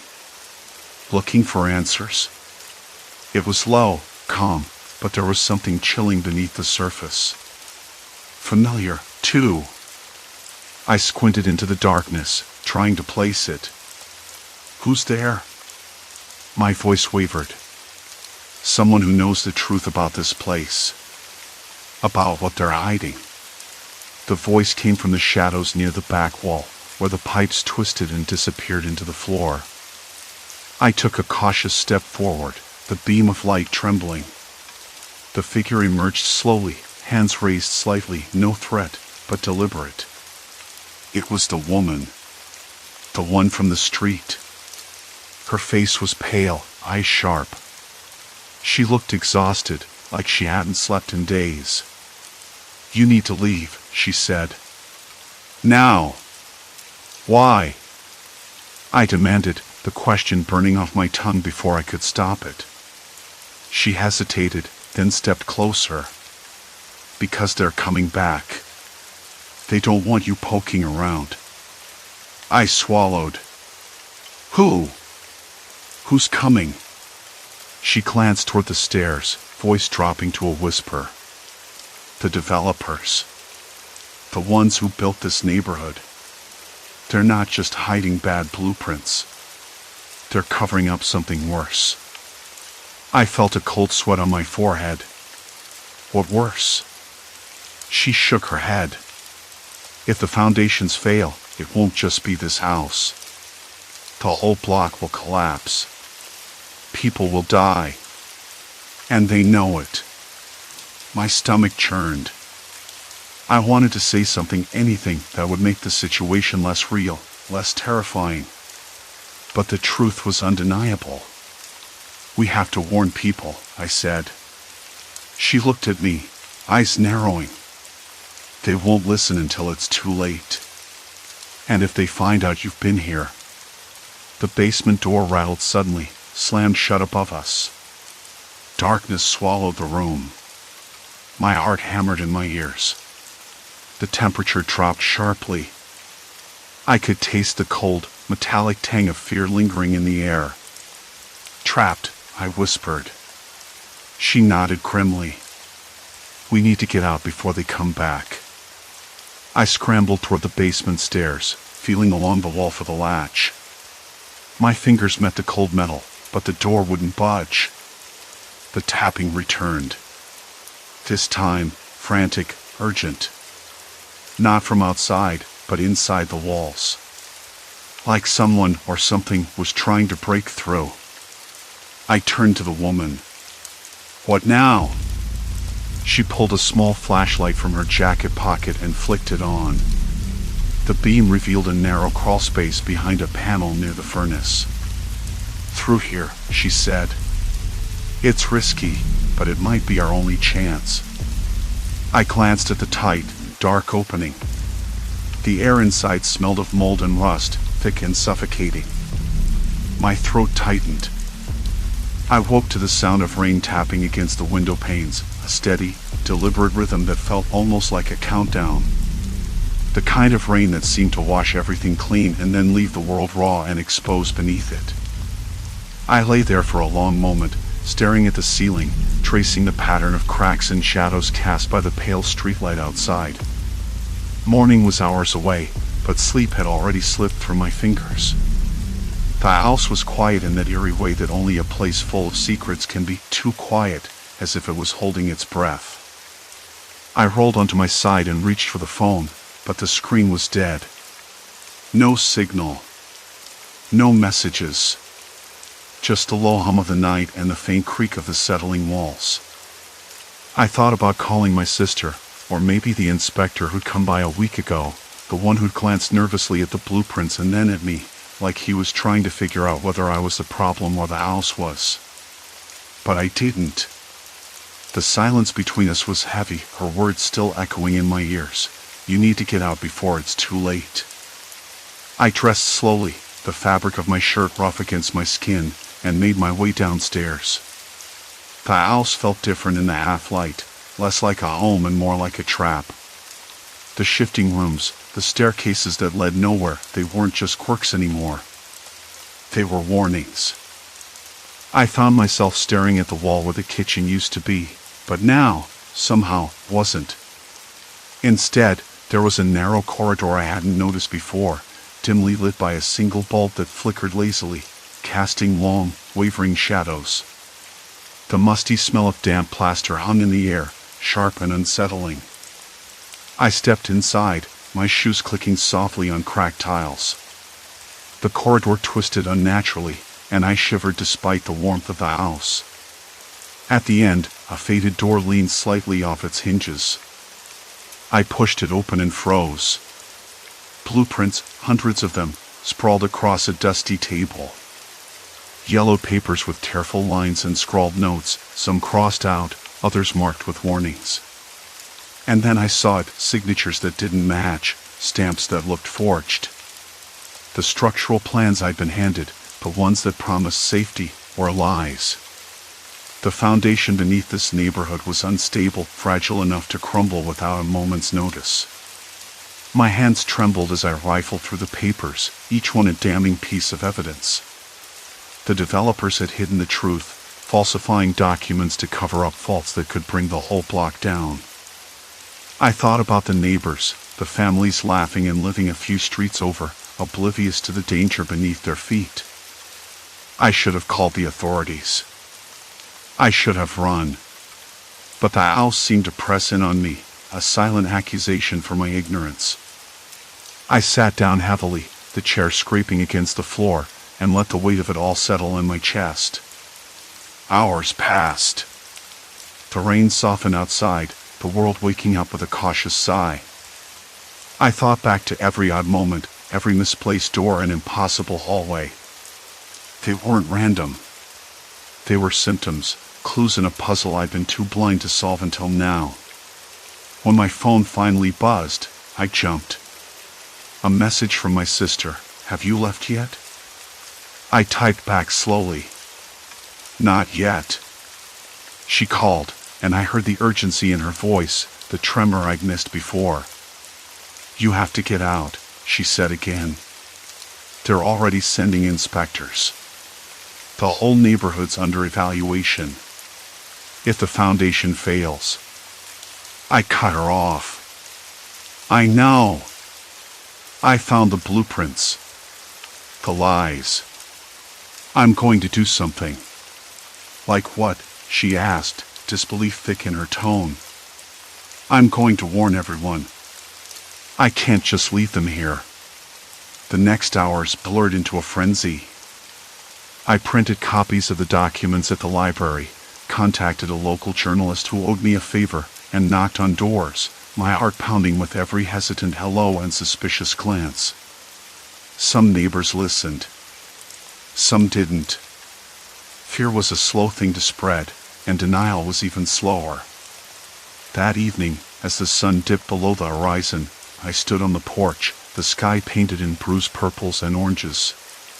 The wind was cool now, carrying the scent of wet earth and distant smoke from a neighbor's barbecue.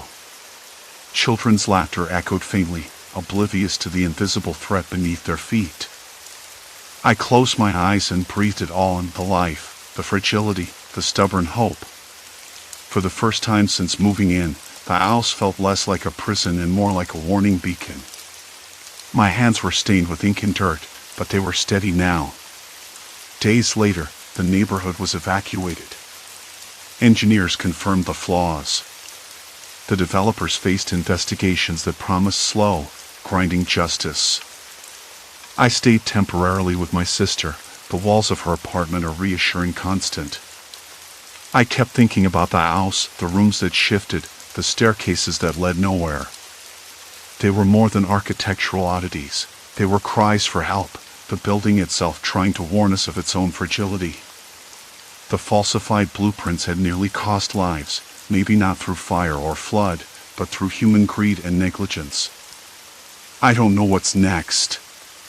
The neighborhood might be rebuilt, or maybe it's a ghost town waiting for time to erase its memory. But I do know this, I'm not the same person who moved in with hopeful naivety. I've seen the thin line between safety and collapse, and I carry that knowledge like a scar. Sometimes, when I'm alone, I imagine the house still there, waiting, its shifting walls and empty staircases silent witnesses to the truth I uncovered. I wonder if it's watching, too, holding its breath until someone else listens. The rain has stopped. The air smells clean now, but I can't shake the feeling that some foundations, no matter how deeply buried, will always tremble beneath us. I'm ready to move forward, but a part of me will always be standing on that cracked tile floor, staring at the faded door, knowing what lies beyond the surface of things we take for granted. The end. Story 6, The Harbinger's Silent Curse, Secrets of the Abandoned Vessel. The smell hit me before I even saw the ship. It was a heavy, sour tang like rotting fish mixed with something chemical, almost antiseptic. I stood on the cracked concrete pier, the salt air thick in my nostrils, and squinted toward the hull that leaned awkwardly against the jagged rocks. The Harbinger was a ghost in broad daylight, its rusted steel ribs flaking away, skeletal and silent. I'd heard the stories, how it had washed ashore 2 weeks ago, no crew aboard, no distress calls. Just a massive vessel stranded, like a whale stranded in an empty harbor. I tugged my jacket tighter against the chilly wind.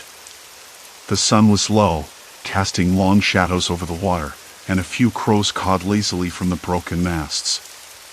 I'd been on the docks all morning, poking around, trying to get a sense of what had happened, but the answer kept slipping through my fingers like spilled sand.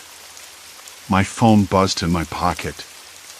I pulled it out with a sigh. It was Ellie, my editor, no doubt nagging me about deadlines. "Yeah. I'm still here," I muttered, trying not to sound too distracted. "Any luck?" she asked, voice clipped. The readers want something fresh, not just another abandoned boat story. I glanced back at the Harbinger and forced a grin. Patience. I know how that sounds. There's something hot about this one. You'll see. I ended the call and stuffed the phone away, eyes tracing the ship's jagged silhouette again. The whole place felt wrong, like the air itself was holding its breath. Earlier that morning, I'd met with the local harbor master. Old Man Sanders, a wiry guy with hands like cracked leather and a face weathered by too many storms. He'd been cagey, obviously reluctant to talk. Mentioned a contamination issue but wouldn't elaborate. Said the ship was sealed tight, and no one was allowed aboard without clearance. Of course, that meant nothing to me. I'm not exactly the type to wait for permission when there's a story to chase. The pier beneath my boots creaked as I moved closer, stepping over broken ropes and scattered debris. The water lapped gently against the pilings, the sound oddly soothing, but beneath it all, I caught a faint drip like water leaking somewhere in the ship's underbelly. A sudden gust tugged at my hair, carrying with it the faintest whisper of something metallic. Oil? Blood? It was hard to tell. I shook my head. Probably just my imagination. I crouched down near the water's edge and picked up a small, rusted bolt. The rough metal was cold and gritty in my palm, and I rubbed it between my fingers absent-mindedly. The Harbinger had been here for weeks, but no one had gotten close enough to inspect. It was too dangerous, they said. Dangerous how? I wondered. I glanced around. The harbor was mostly deserted now, the day winding down. A distant dog barked somewhere inland, sharp and lonely. The low hum of a boat engine faded in the distance. I felt the rough wind on my face, salty and sharp, and a chill ran down my spine despite the mild afternoon. I stood and surveyed the ship again, trying to place the feeling gnawing at the edge of my mind. It wasn't just the smell or the silence. It was something else, like the weight of absence. The absence of life, but also of explanation.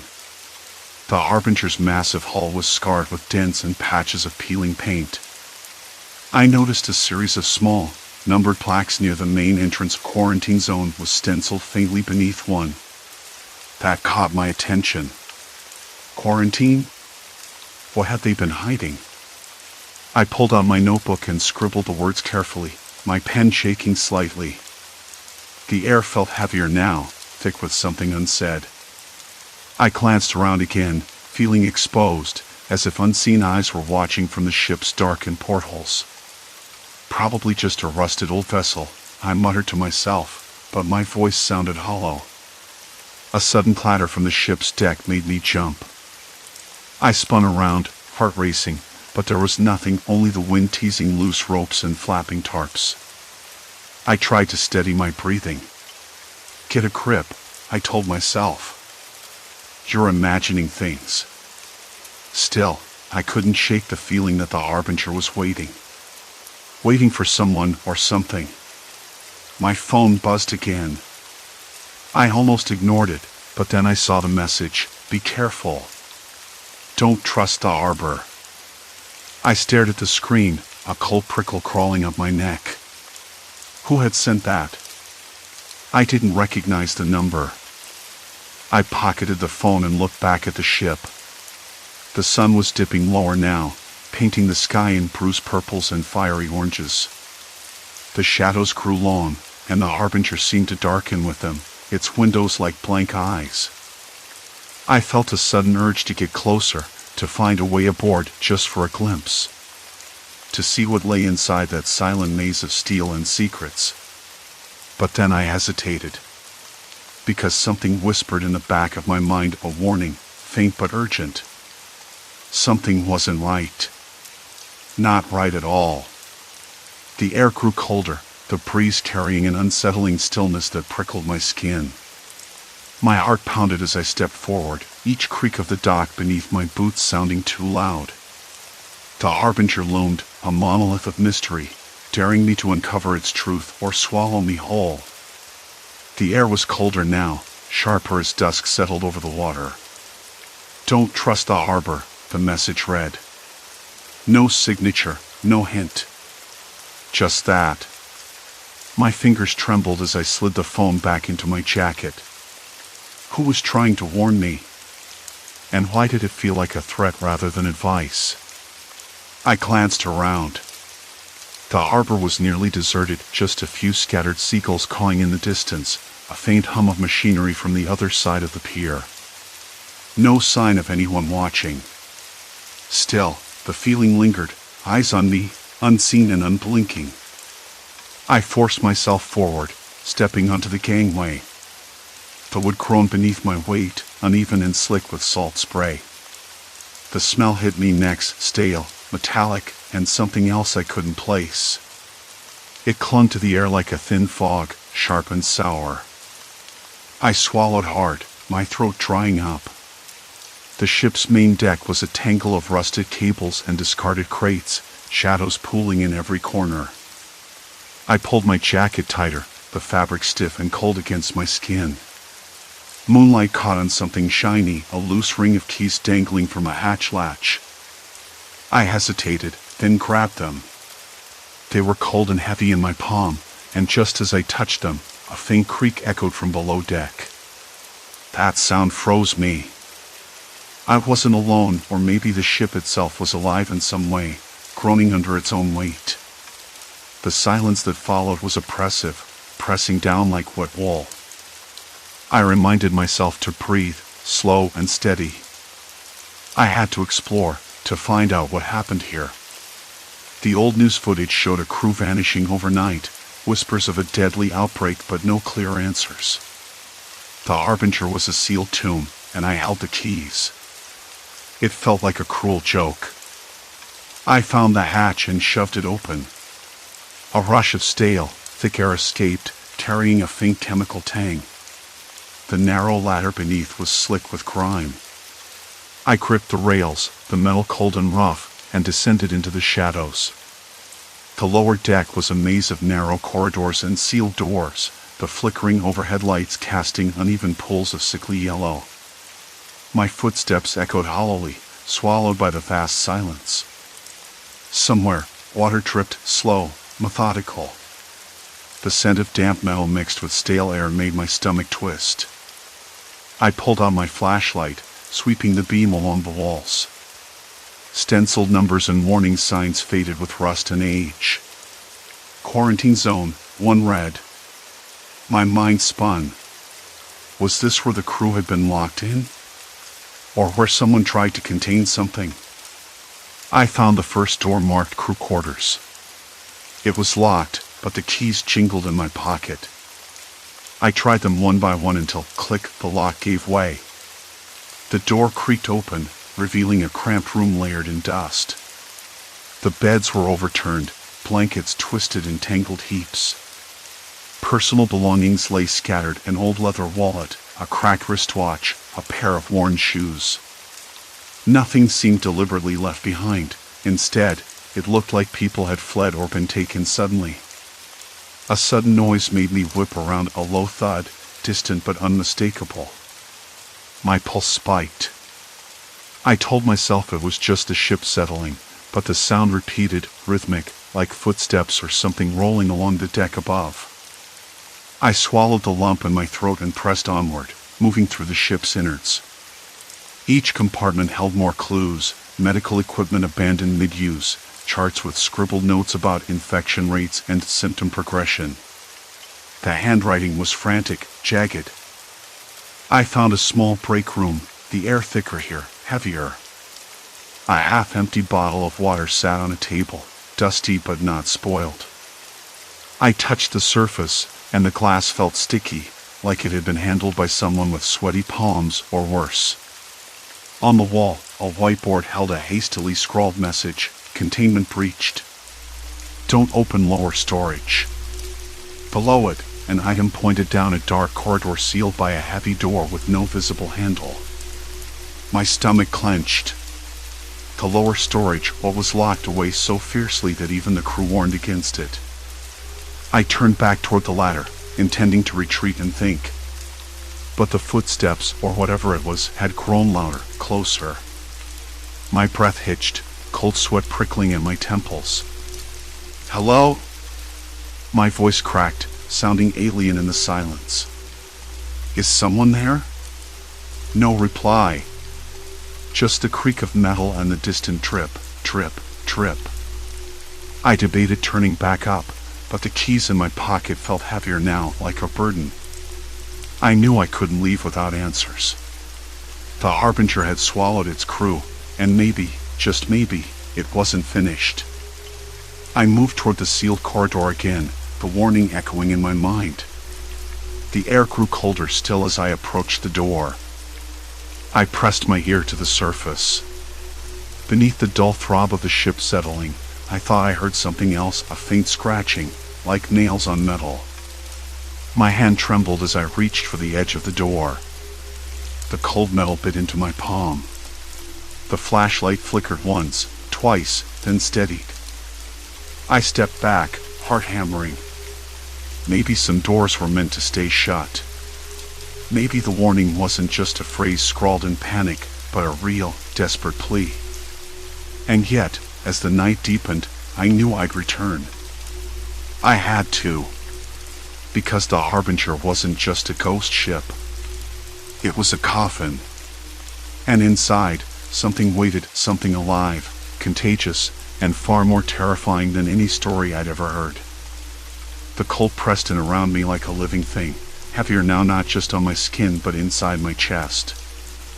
I swallowed hard, fingers curling tighter around the keys in my pocket. They felt like they weighed 100 pounds. I thought back to the hastily scribbled warnings, the frantic scrawl in the captain's log: don't open. Don't breathe. Don't let it out. The words echoed in my mind, a grim chorus I couldn't ignore. Still, I couldn't leave without knowing.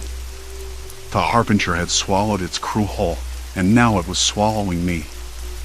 There was no turning back.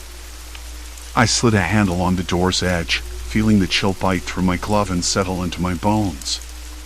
The flashlight's beam flickered again, but I forced it steady and pressed a key into the lock. The mechanism groaned in protest, a harsh, scraping sound that felt like it was tearing through the silence. The door shuddered, and for a moment I hesitated, breath caught tight in my throat. Then, with a reluctant hiss, it swung open just enough for me to slip inside. A wave of stale, metallic air hit me, thick with the scent of rust and something fouler, something almost acidic, like burnt sugar and decay mixed together. The beam of my flashlight cut through the darkness, landing on a narrow corridor lined with sealed compartments, each hatch marked with faded biohazard symbols that made my stomach twist. The air was colder here, unnaturally so, as if the ship was holding its breath. I stepped inside, the floor creaking beneath my boots in a slow, uneven rhythm. The scratching noise had stopped, replaced by a low, almost imperceptible hum. It vibrated through the walls, through the air, cold and heavy with silence, like the ship itself was alive and pulsing with something dangerous. I moved forward, heart hammering against my ribs.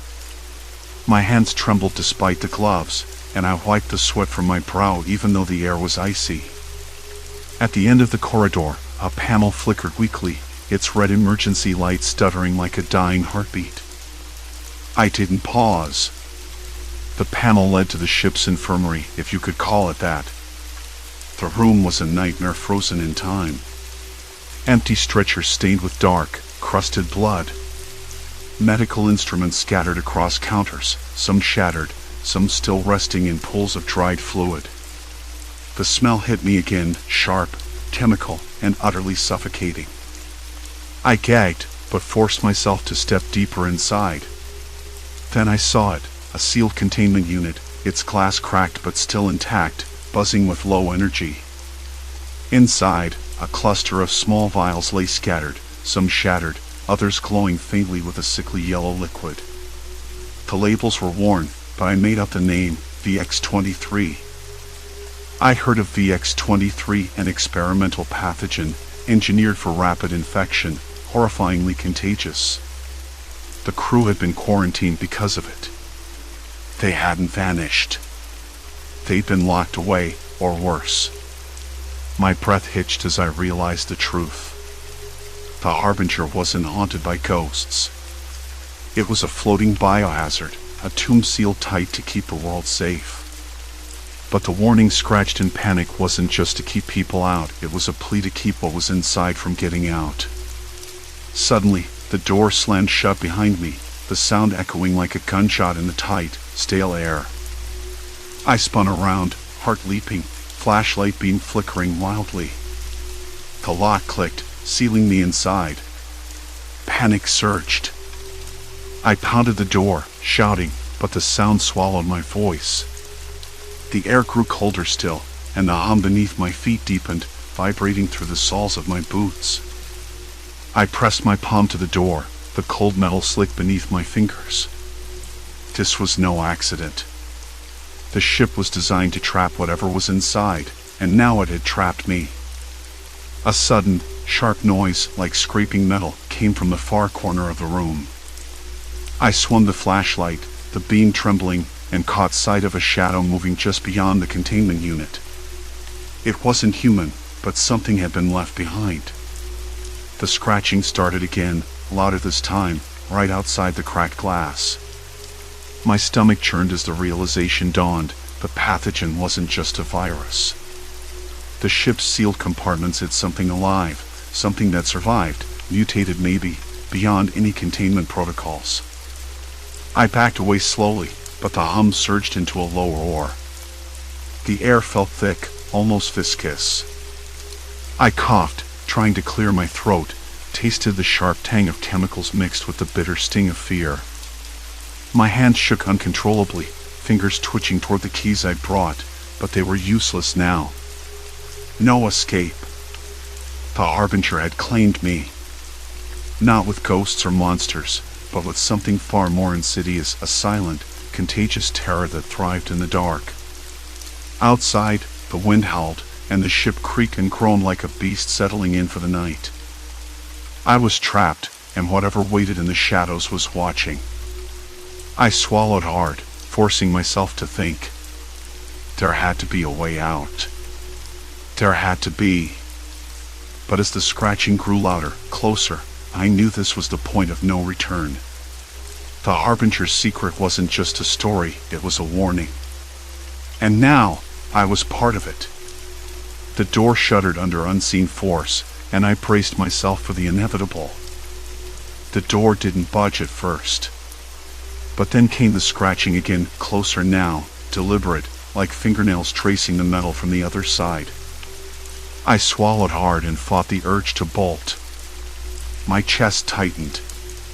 The air was thick, almost syrupy, each breath tasting faintly of rust and something antiseptic, like hospital bleach. I coughed into my sleeve, the sound sharp in the silence. "Hello?" I called out, voice cracking. "Is someone there?" The words felt ridiculous. I already knew the answer. No one was coming to help. No one was alive. The door shuddered again, louder this time. I stumbled back, hand searching blindly for the emergency override panel I'd seen near the entrance. My fingers found the cold buttons, but when I pressed them, only a dull beep answered. The power was gone, or deliberately cut. I could feel the ship's heart slowing, the life support systems failing one by one. Why? Why would they seal themselves in? Why leave this here? A sharp metallic clang echoed somewhere deeper inside the hull. My ears strained. The sound was too rhythmic to be random. Like footsteps? No. Too heavy. Something being dragged. Something alive. I had to move. Stay ahead of whatever waited in this labyrinth of rust and secrets. Shoving the door with my shoulder, I pressed forward, the dim beam from my flashlight slicing through the thick, stale air. The corridor was narrower here, the walls slick with condensation that caught the light and shimmered like wet glass. I could hear my own breathing, ragged and too loud in the quiet. The faint hum I'd noticed earlier was back, low and mechanical, but distorted like a heartbeat skipping a beat. I passed a bulkhead labeled quarantine zone. The paint was peeling, and the warning signs were faded, but the biohazard symbol was unmistakable. My stomach turned. The crew had locked themselves away, sealed off the infection. It wasn't ghosts or curses that had doomed them, it was this virus, this invisible enemy. A sudden, sharp noise made me spin around. A panel in the wall had popped open, revealing tangled wires and blinking lights. A thin, greenish mist seeped out, curling like smoke. I jerked back, coughing. The smell was sickly sweet, chemical, and something else, like decay underneath. I pressed a cloth to my mouth, but the air still felt contaminated. My hands trembled, slick with sweat, as I pulled the mask from my bag and strapped it on. It wasn't perfect, but it was better than nothing. Deeper into the ship, the temperature dropped. My breath fogged the air, and the metal underfoot grew slick with ice. The lighting flickered, throwing the walls into shifting shadows. I realized I was in the cargo hold, the place where the pathogen must have been stored or studied. Crates marked with warnings, sealed with heavy-duty locks, lined the room, with its faint smell of dust and decay. Some were shattered, contents spilled, a gray powder like ash scattered across the floor. I crouched down, running my fingers over the powder. It was cold, dry, almost weightless. The air around it shimmered faintly, like heat rising from pavement on a hot day. I blinked, and the shimmer vanished. Was I imagining it? The longer I stayed, the harder it was to trust my senses. Then I heard it. A voice. Low, broken, barely audible. Not over a speaker, but real, human though weak and distant. I froze, straining to locate it. It seemed to come from a narrow corridor beyond the cargo hold, past a reinforced door with a keypad. "Hello?" I called softly. "Can you hear me?" The voice answered again, ragged and trembling. "Help, please." I hesitated. The logic screamed at me to run, to stay away. But something else, hope or madness, pushed me forward. I approached the door and examined the keypad. No power, no response. I glanced back at the crates. One was ajar, revealing a handheld device, an old tablet, cracked but on. I grabbed it, fingers slipping on the cold metal, and tapped the screen. A flicker of life. A message appeared. Containment protocols engaged. Biohazard level 4. Access restricted. Damnation. I tapped again, swiping through logs. The entries were fragmented, desperate. Crew members reporting symptoms: fever, delirium, hallucinations. Panic. Then silence. The last entry. We made a mistake. It spreads faster than we thought. Sealing the hold. If anyone finds this, don't open. My heart hammered. I could feel the weight of those words pressing down on me. I was standing inside a sealed vault of death, breathing the same air that had killed them all. Somewhere behind the door, the voice called out again. Weaker now. Please, don't leave me. I swallowed, fingers shaking as I reached for the emergency release lever next to the door. It was stuck, coated in grime and rust.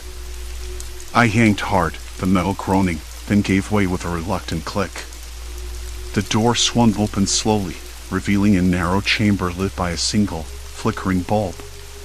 Inside, a man slumped against the wall, pale and gaunt, eyes wide with terror.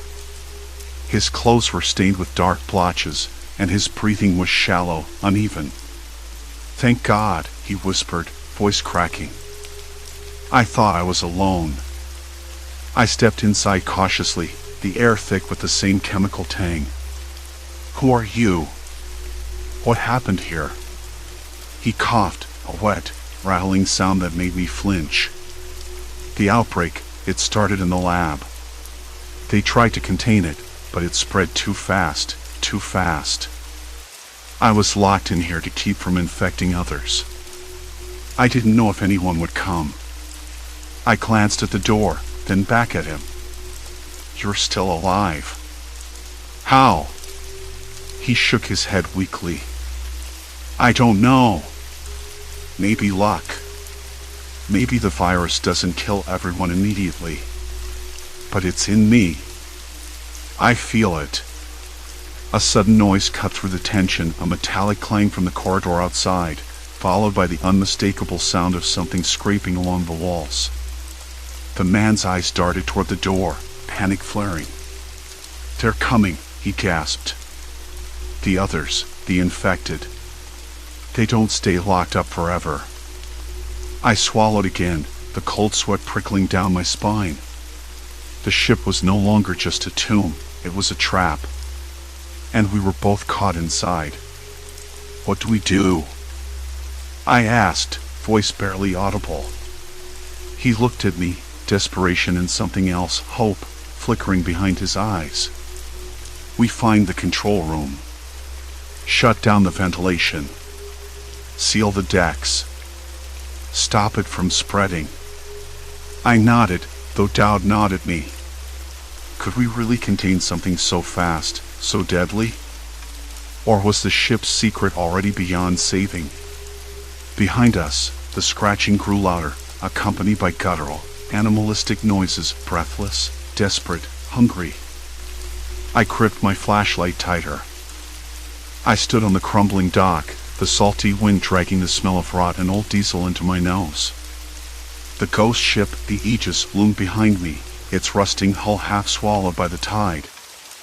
I could still hear the hum of the engines winding down in my ears, like some distant, mechanical sigh. It had taken days of peeling back layers of silence, secrets, and decay, but finally, I understood what happened aboard that vessel. And now, all that remained was the unbearable weight of what the ship still held inside. The sealed compartments. The hidden vault where the pathogen had thrived in silence. It wasn't a ghost haunting that ship. It was something far more insidious. It was the unrelenting march of a contagion that had outpaced every attempt to stop it. I traced my steps back through the ship's lower decks, the metal floor cold beneath my boots. My hands trembled slightly, either from the cold or the residual dread I had swallowed every time I pushed open those heavy steel doors. I remembered the first time I'd stepped into that quarantine hold. The air was stale, thick with the coppery tang of dried blood and something else, something chemical, almost antiseptic but fouled with decay. The sharp scent of formaldehyde clung to the walls, and somewhere deep inside, I could swear I heard a faint, wet scraping sound. No eyes, no faces, just the sound of something desperately trying to survive in the dark. But there was nothing alive down there. Not anymore. The crew had vanished like shadows at dusk. Their journals spoke of fever, delirium, and panic. The captain's log was a slow unraveling, a morbid countdown of infection. They'd barricaded themselves in those compartments, hoping to contain the plague. It had worked, too well, sealed airtight. Which meant the pathogen had been trapped with them, festering in the stagnant air. I shook my head, trying to banish the image of those men and women succumbing to something no one could see, a killer that traveled faster than the speed of fear.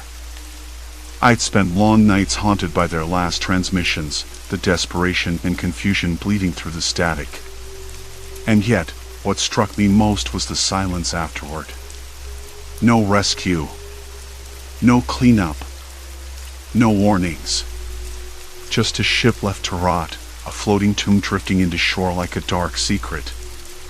I stepped off the gangway and looked back. The town's lights blinked faintly in the distance, indifferent to the horror I'd uncovered. There was a knot in my stomach, the kind that tightens when you realize some stories are meant to stay buried. But I couldn't walk away. Not yet. I pulled my jacket tighter, the fabric rough against my skin, and reached for my phone. The signal was weak here, but I managed to call. "Hey, it's me," I said, voice low, trying to keep it steady. "I've got the full report. The quarantine logs, the crew manifests, everything." There was a pause, then a voice on the other end, Sarah's, tired but steady. "Are you sure it's safe? After everything?" I swallowed hard. There's no such thing as safe with this. But it's out now. The containment was a disaster. The pathogen. It's still here. Not in the way we thought. Meaning? I hesitated. It's not just dead aboard the ship. It's alive in the air systems, in the sealed compartments. More contagious than any record says. We need to alert the authorities, quarantine the area, evacuate the town if necessary. Silence. Then, I'll get on it. That was all I needed. The wind shifted suddenly, cold and sharp, carrying the faintest sound of a dog barking somewhere beyond the dunes. The world felt brittle, fragile, as if the slightest breath could shatter it. I turned away from the ship and toward the town, the path back feeling longer than before. My boots crunched against scattered debris, rusted nuts, shards of glass, bits of seaweed tangled in old ropes. With every step, the weight in my chest grew heavier, but there was also a strange sense of relief. The truth was out. The silence broken. Later, at the small cafe near the arbor, the steam from my coffee blurred the window pane as I stared out at the darkening sea. The sky was bruised with twilight, and the first stars blinked faintly above. I wasn't sure if I was watching the end of something or the beginning of something worse. Sarah sat across from me, her eyes tired but resolute. "You did the right thing," she said quietly, stirring her tea. "They'll need time to process this. To accept it." I nodded slowly, the warmth from the cup seeping through my palms. I keep thinking about the crew. What they went through. Alone. Trapped. Watching each other fall. Her gaze softened. You carry their story now. And maybe that's the only way to honor them. The words settled over me like a fragile promise. I wanted to believe that was true. That by bearing witness, I could give meaning to their silence. Outside, the wind carried the distant sound of the waves folding over the shore, relentless and indifferent. I thought about the ship one last time, the way it had creaked and groaned, a hollow reminder of what we ignore until it's too late. That night, I slept with the window cracked open, letting the salt air fill the room. The world was quiet, but not peaceful. There were still echoes in the dark, stories waiting to be told. And I knew I would tell them, no matter what it cost. Because some ghosts aren't spirits at all. They're the mark of human failure, the things we try to hide, until they rise up and demand to be seen. I looked out into the night, the stars steady and cold. The ship was gone by morning. The tide had claimed it, pulling the Aegis back into the depths where it belonged. The sea had swallowed its secrets once more. But I carried them with me, etched into my mind like scars. And in that, I found a strange kind of peace.